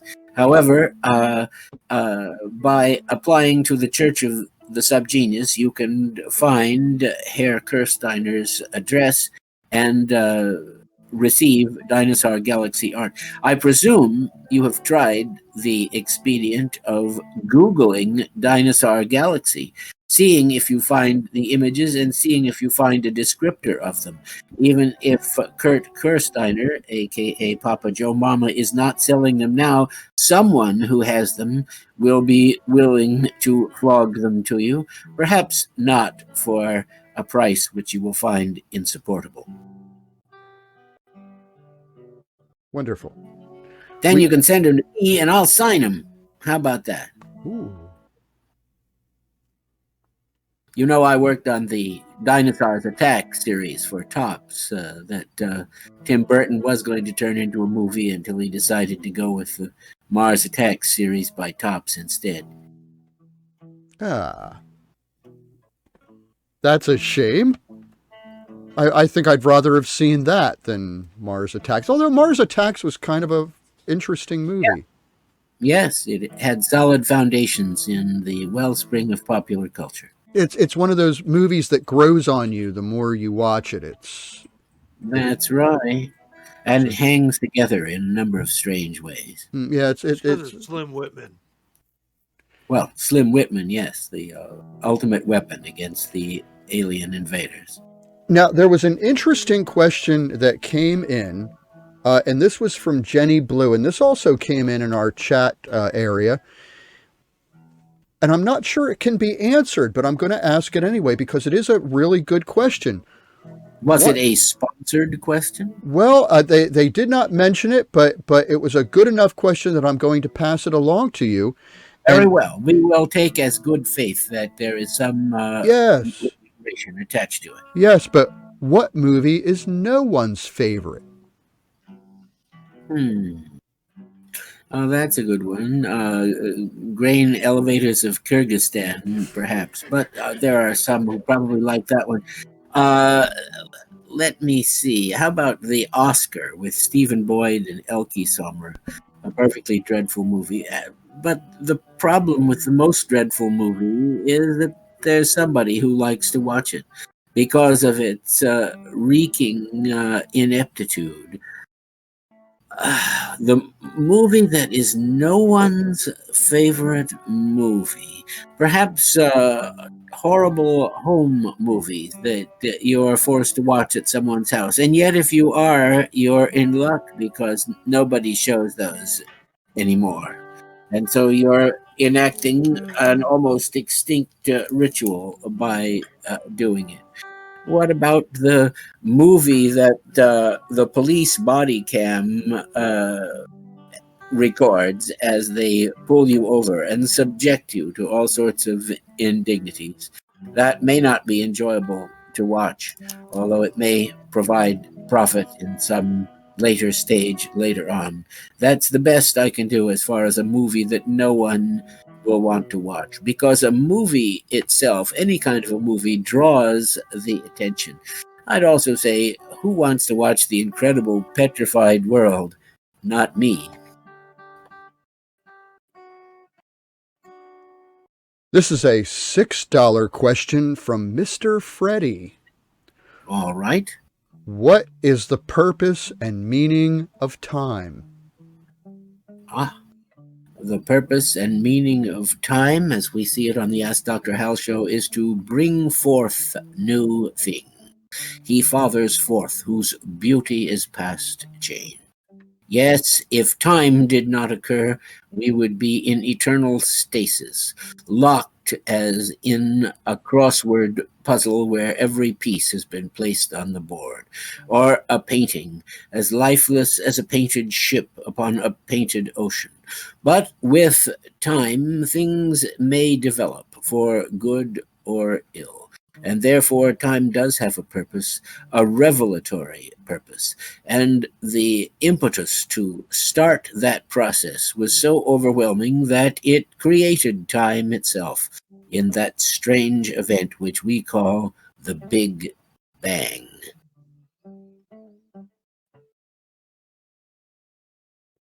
We have a $7.77 question from Johnny is Wrong. All right. What does heaven look like? Asking for a friend. Well, there has been much speculation on this topic, and I would recommend a little book by C.S. Lewis.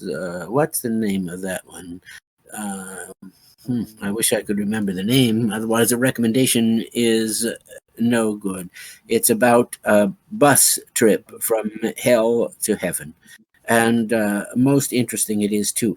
In this book, it is determined that heaven is really like the best parts of earth.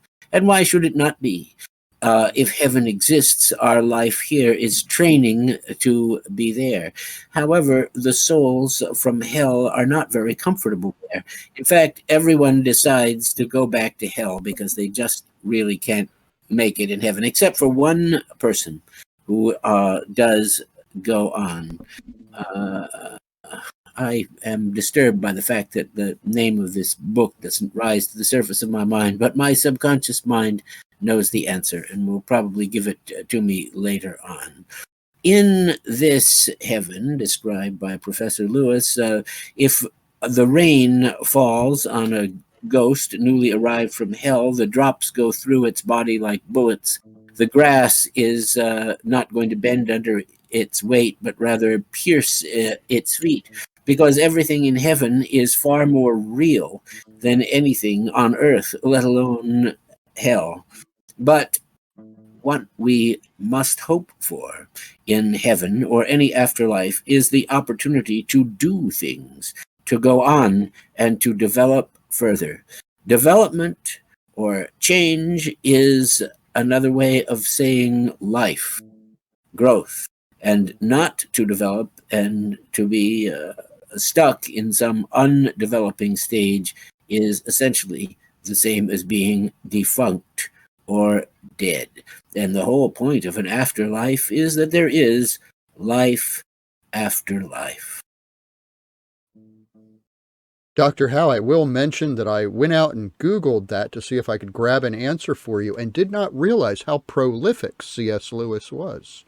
Oh, he wrote many books, but I like this book, but I can't seem to remember the name of it. But I still recommend it. It's probably easy to find. I'm sure in a short while, my mind will tell me the name of it.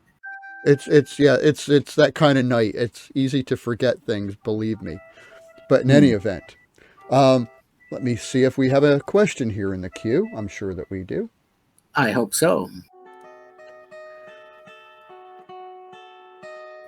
I have a question here. It's a $15 question, and this is from Mob Miati.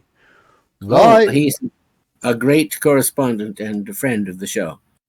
Indeed, we hear quite a lot from Mob Miati, and why? The question is, why in the hell did H.R. Puffinstuff have a Southern accent? Well, that is one of the great and profound mysteries of life. And what was Puffinstuff all about? I mean, what was he really getting at? Mr. Show with Bob and Dave had a satirical portion entitled The Magical State of Drugachusetts, which was their version of that show, since it seemed that it was all about some drug or imbibing some drug. Perhaps the puppeteer had a Southern accent, or perhaps the Southern accent was associated in the mind of the presenters of the show with a soft, lazy, indolent, honey-dripping, relaxing sloppiness, rather than the clipped tones from the industrialized North. But we will always remember that accent and also associate it with the huge rubber-lipped being who was made to espouse it. Well, Dr. Hal, I'm going to give our question queue a chance to fill back up again, but in the meantime, I have a monster movie moment for us. It's our second... We will check out this monster movie moment, and I will narrate it. Our second one of the evening, so here it comes. Oh, I see. We are examining the Ymir from the planet Venus, who is kept alive by electricity shooting through its body. Dr. Ewell of the CIA is demonstrating how they've managed to duplicate its breathing system, but unfortunately, an accident occurs. The dynamometer that falls to the deck shorts out the juice and wakes up the Ymir. Sharp eyes might recognize the dynamometer as one of the flying saucer crippling devices created by Hugh Marlowe in the earlier Harryhausen movie Earth versus the Flying Saucers. Apparently they had one and used it for this scene. Now they have to shepherd the press pool out of the room, and it's apparent that the electrical manipulations are useless. So it's time to get everyone out, especially the heroine who seems to be in the back. Perhaps she was consulting the ladies' room. So now out she comes, and out goes William Hopper, son of Hollywood vindictive columnist Hedda Hopper. And the Ymir, dazed by his silence, leans against the table for a moment, but now he's ready to charge out and break through the wall into the elephant enclosure. When they made the movie, they had a fairly small elephant, so to make it look big, they hired two tiny people to be its keepers. There's one of them right there. The Ymir is challenging the elephant. Now as the elephant walks by this hole in the wall, it must be remembered that that hole in the wall doesn't even exist. They must have had the real elephant charge past a screen on which was projected the miniature hole in the wall. But when you watch Ray Harryhausen movies, things go by so fast that you can't really document them. Now the elephant has squashed its keepers, and it continues to charge toward the Venusian reptile being. So there in Rome, at the Rome Zoo, They are fighting. One behemoth from the planet of love, the planet nearer the sun, and the pachyderm from Africa. I wonder where I parked my car. Oh, I just remembered. Well, now Jumbo gets up and returns to the fray. I'm using the word jumbo somewhat sportively since Barnum's elephant was an African elephant and not an Indian elephant like this outsized monster.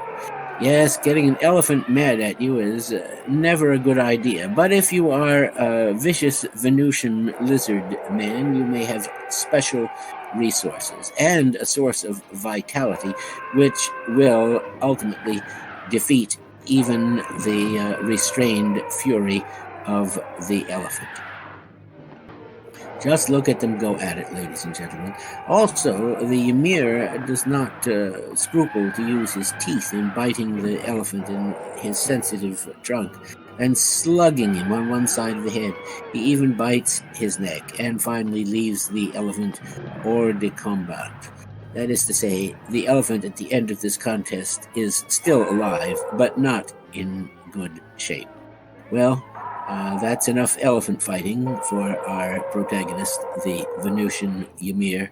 And here you can see the elephant, though wounded, is still breathing in the aftermath, which is extensive.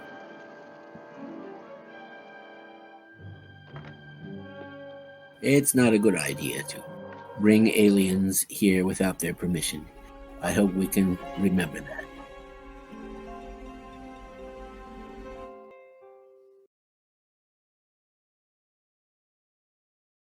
Anything in the hopper while we were showing that?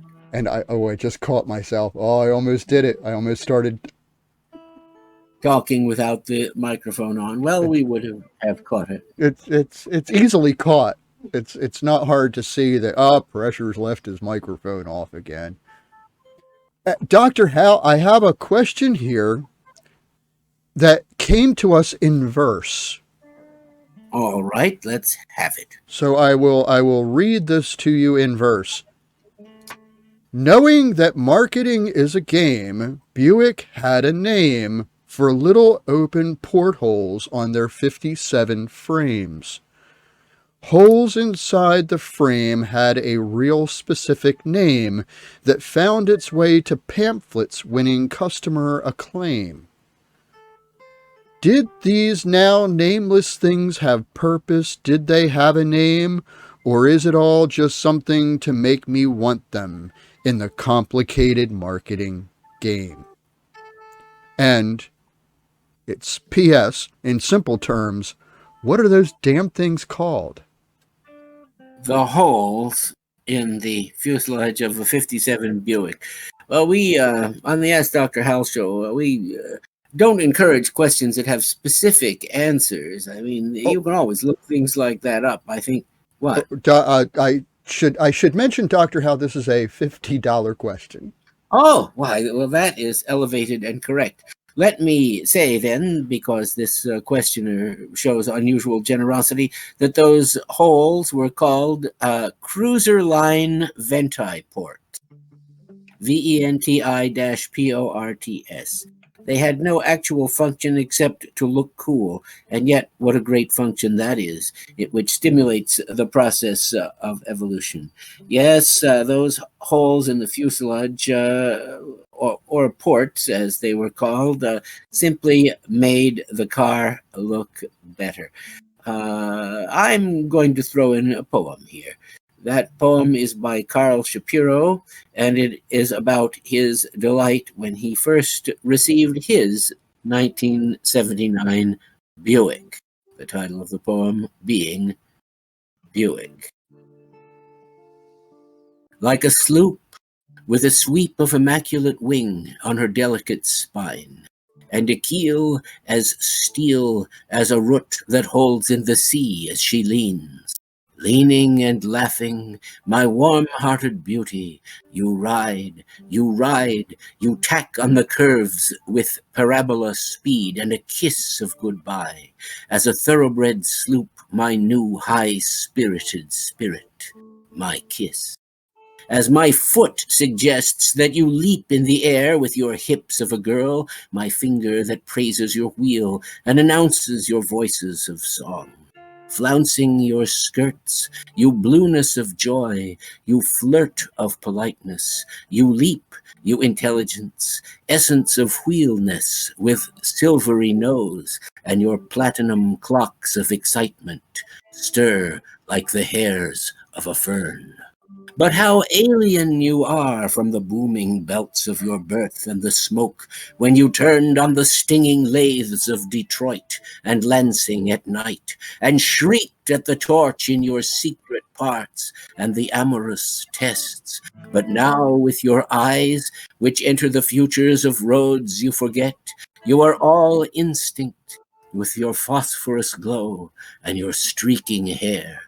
And now we are stopped. It is not as the bird from the shell that I leave, nor the leathery pilot who steps from his bird with a sneer of delight, and not as the ignorant beast do you squat and watch me depart, but with exquisite breathing you smile, with satisfaction of love, and I touch you again as you tick in the silence and settle in sleep.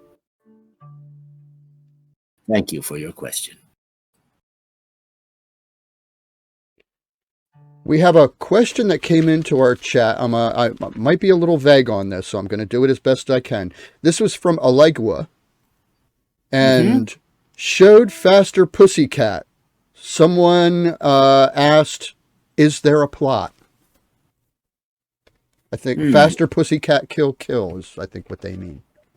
It seems to be a plot having to do when some really tough women get in charge of their situation. But as for whether that is a suitable plot, that's up to the cinema goer to decide. Yes, as long as something happens, as long as there is development on the screen, there may well said to be a plot. And what a movie it is, made by Russ Meyer.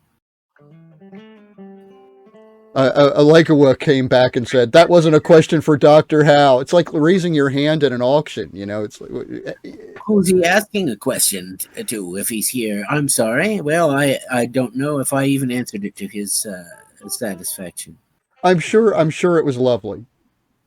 It's easily worth $40 or $50, Alleghwa, so cough it up. Well, we'll see about I'm joking. That. I'm joking. I'm glad he's asking questions. I recently sent him information about reported giant spiders in Louisiana. My apologies. It came across to me as a question, so I do apologize for that if it was not intended for Dr. Hal. But let me see.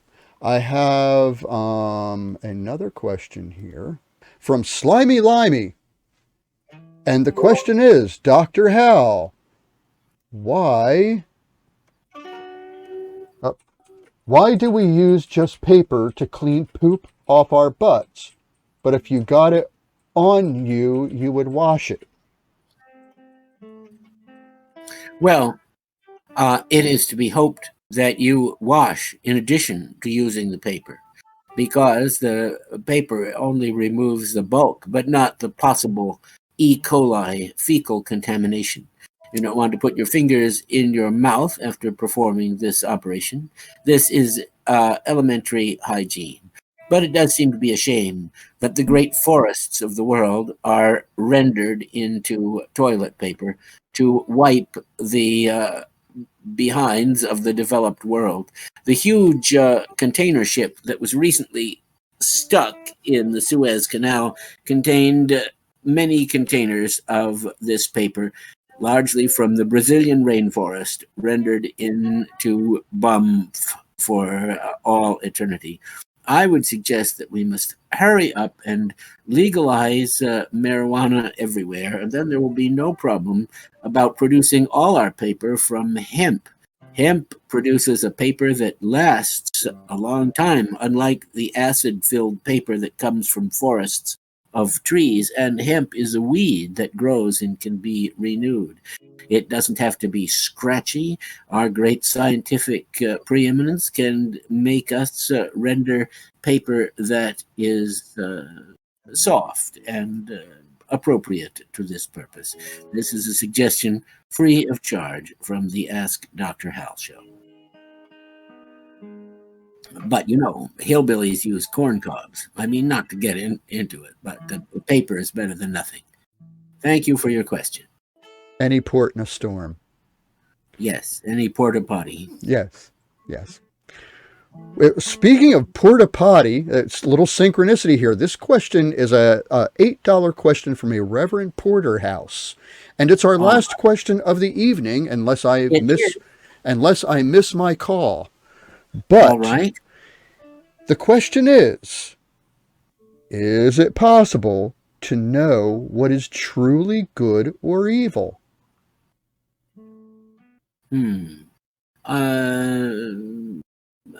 I would think it is possible to know instinctively what is. When one goes beyond one's instinct into the accumulated wisdom of the human race, the noosphere, then it becomes a matter of legality, of legislation, of laws, rules, and regulations, in which things which are considered not worth doing are often things which simply irritate the powers that be and make their administrative tasks more onerous. But we can tell by the use of our two minds whether things are good or evil or not, because the subconscious mind has a greater ratiocinatory power than the point of consciousness, which is just one part of the brain. And the subconscious mind knows and can judge and will give you the answer if you allow it to float up into your consciousness. Of course, this means you must silence the chatter of your consciousness, because that can obstruct the true analysis which your entire lifetime has been a practice for. A recent book was called Blink, and this book asserts that your first impression of somebody is likely to be a true and perfect analysis of that person. That's because your subconscious mind is helping you make that assessment. But the more you think about it, the more you build mental structures to satisfy your own criteria, and the less accurate you are likely to be. Yes, go with your instinct, but make sure that it is not your instinct to be favorable to yourself. This is a matter of open intellection and a facility which must be practiced to be developed. Most excellent. Well, Dr. Hal, we're getting ready to roll into the end of our show. Do you have anything that you'd like to add before we move ahead? I'll give you my closing recitation. But wonderful. I must say it's been a fun show tonight. I hope everyone else will think that. We had that question about kitty cats earlier. I'm going to close with the poem by T.S. Eliot, Gus the Theatrical Cat. Gus is the cat at the theater door. His name, as I ought to have told you before, is really Asparagus. That's such a fuss to pronounce that we usually call him just Gus. His coat's very shabby. He's thin as a rake, and he suffers from palsy that makes his paws shake. Yet he was, in his youth, quite the smartest of cats, if no longer a terror to mice and to rats. For he isn't the cat that he was in his prime, though his name was quite famous, he says, in his time. And whenever he joins his friends at their club, which takes place in the back of the neighboring pub, he loves to regale them, if someone else pays, with anecdotes drawn from his palmiest days. For he once was a star of the highest degree. He has acted with Irving, he's acted with Tree, and he loves to recount his effect on the halls when the gallery once gave him 7 cat calls. But his grandest creation, as he loves to tell, was Fire Fror Fiddle, the Fiend of the Fell. I have played, he has said, every possible part, and I used to know 70 speeches by heart. I could improvise back chat, I knew how to gag, and I knew how to let the cat out of the bag. I knew how to act with my back and my tail. 1 hour of rehearsal, I never would fail. I'd a voice that would soften the hardest of hearts, whether I took the lead or in character parts. I have sat by the bedside of poor little Nell. When the curfew was rung, then I swung on the bell. In pantomime season I never fell flat, and I once understudied Dick Whittington's cat. But my grandest creation, as history will tell, was Fire Fror Fiddle, the Fiend of the Fell. Then, if someone will give him a toot full of gin, he'll tell you how he once played a part in East Lynne. At a Shakespeare performance, he once walked on pat when some actor remarked on the need for a cat. He once played a tiger, could do it again, which an Indian colonel pursued down a drain. And he thinks that he still can, far better than most, make blood-curdling noises to bring on the ghost. And he once crossed the stage on a telegraph wire to rescue a child when a house was on fire. And he says, "Now these kittens, they do not get trained as we did in the days when Victoria reigned. They never get drilled in a regular troop, and they think it is smart just to jump through a hoop." And he says, as he scratches himself with his claws, "Well, the theater's certainly not what it was. These modern productions are all very well, but there's nothing to equal, from what I hear tell, that moment of mystery when I made history as Fire Fror Fiddle, the Fiend of the Fell." Thank you. St. Inkfinger, what do you have to bring us to an end of the show? Oh, we got one more piece after this, though, so stand by. Don't run away.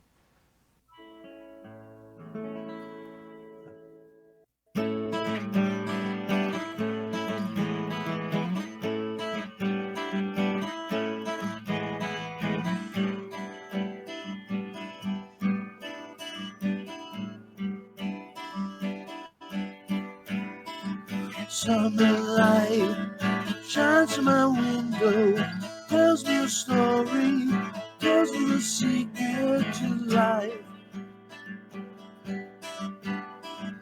It's enough just to know you're alive. Yeah. Feel the vibration, see you there, sing your song so divine. Weave your spell like a way of my mind.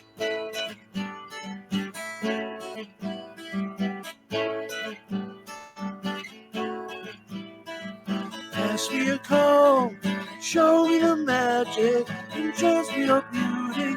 Your song has captured my soul. I will follow you wherever you go.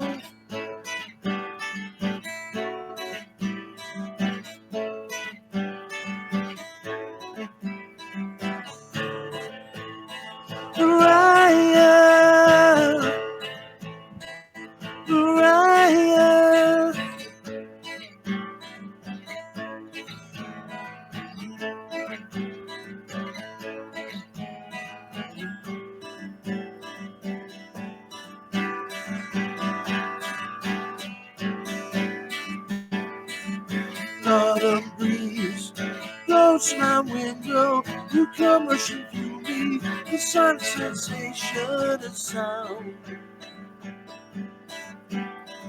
Sound with a color much deeper than light. There's emotion, flows my being, thoughts and trembles that seep from your soul. Your eyes enchanting me much more than you know.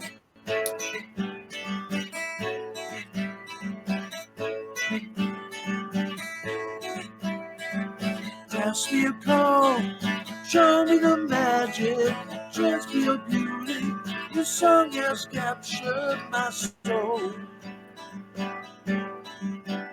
And I will follow you wherever you go.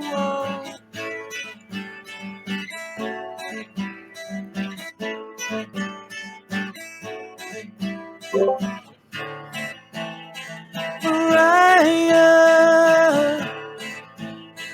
Mariah.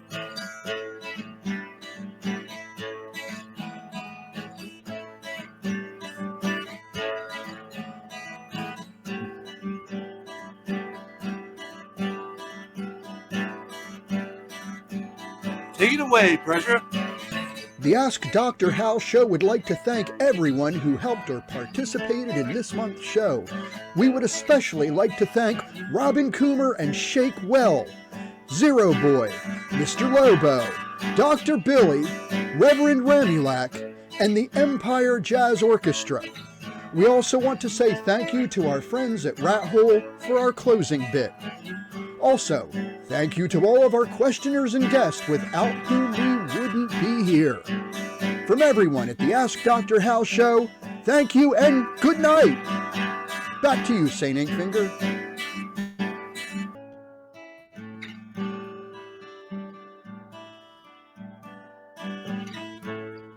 Like a willow, your foamy gently flows on my pillow. I dream of you at night, lie beside me. I wanna hold you tight until the fire burns down low.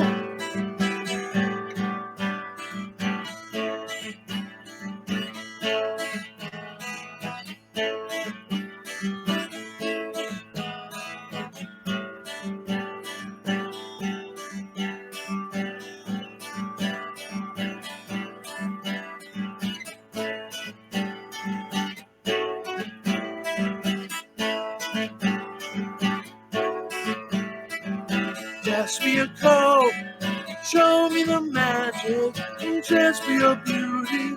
Your song has captured my soul. And I will follow you wherever you go.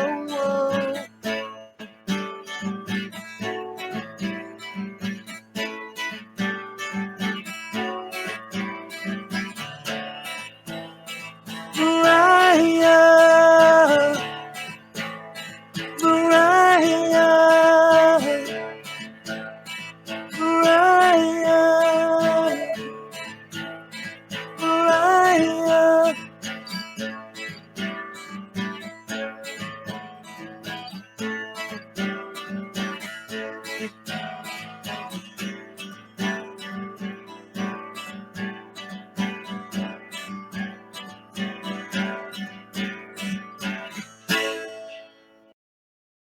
And now here's a little something from our brothers from the R.A.T.H.O.L.E. The reason we came back is because we've got some friends out there at a really cool place called the R.A.T.H.O.L.E that you've probably heard us mention before, and it is just this wonderful enclave of subgenius brilliance that is always up to a little bit of good-humored mischief, and we are honest clench of a physical nature. It is a remarkable thing to see, and we're glad that they're out there.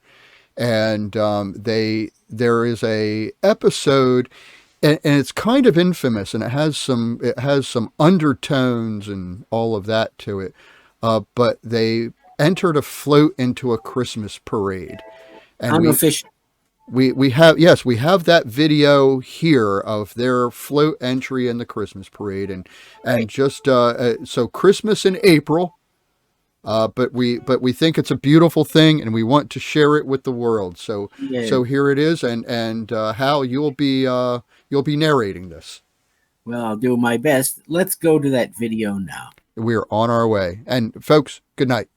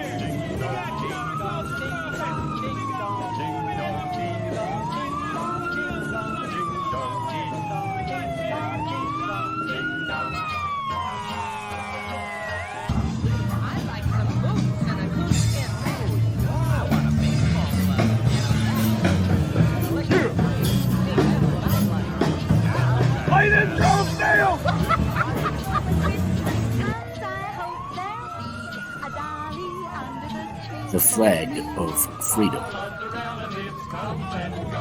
How good it would have been to be in McAllister, Oklahoma, at least at this time, as favors are distributed to the crowd by Mr. Thurman. Yes, these will be a wonderful souvenir of the occasion, perhaps a rich legacy unto their mission. Look at that magnificent vehicle as it traverses the McAllister streets. There is the alien beast in the middle, and of course the unmistakable presence of the epoch of the Church of the Subgenius, J.R. Bob Dobbs. What an occasion, ladies and gentlemen. Life accords too few such moments, and we are indebted to our friends at the R.A.T.H.O.L.E Pledge for providing us with this historic and entertaining footage.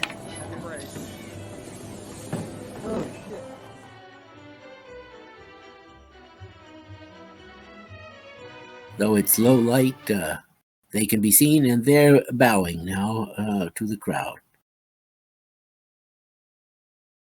Thank you, and good night.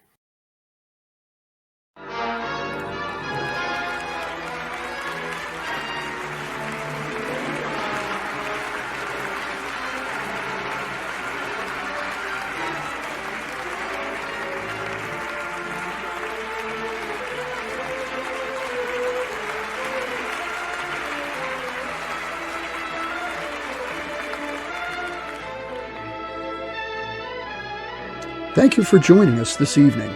Please join us at our after-show video chat. For more information, go to gonzotronics.net/ADH for Ask Dr. Hal.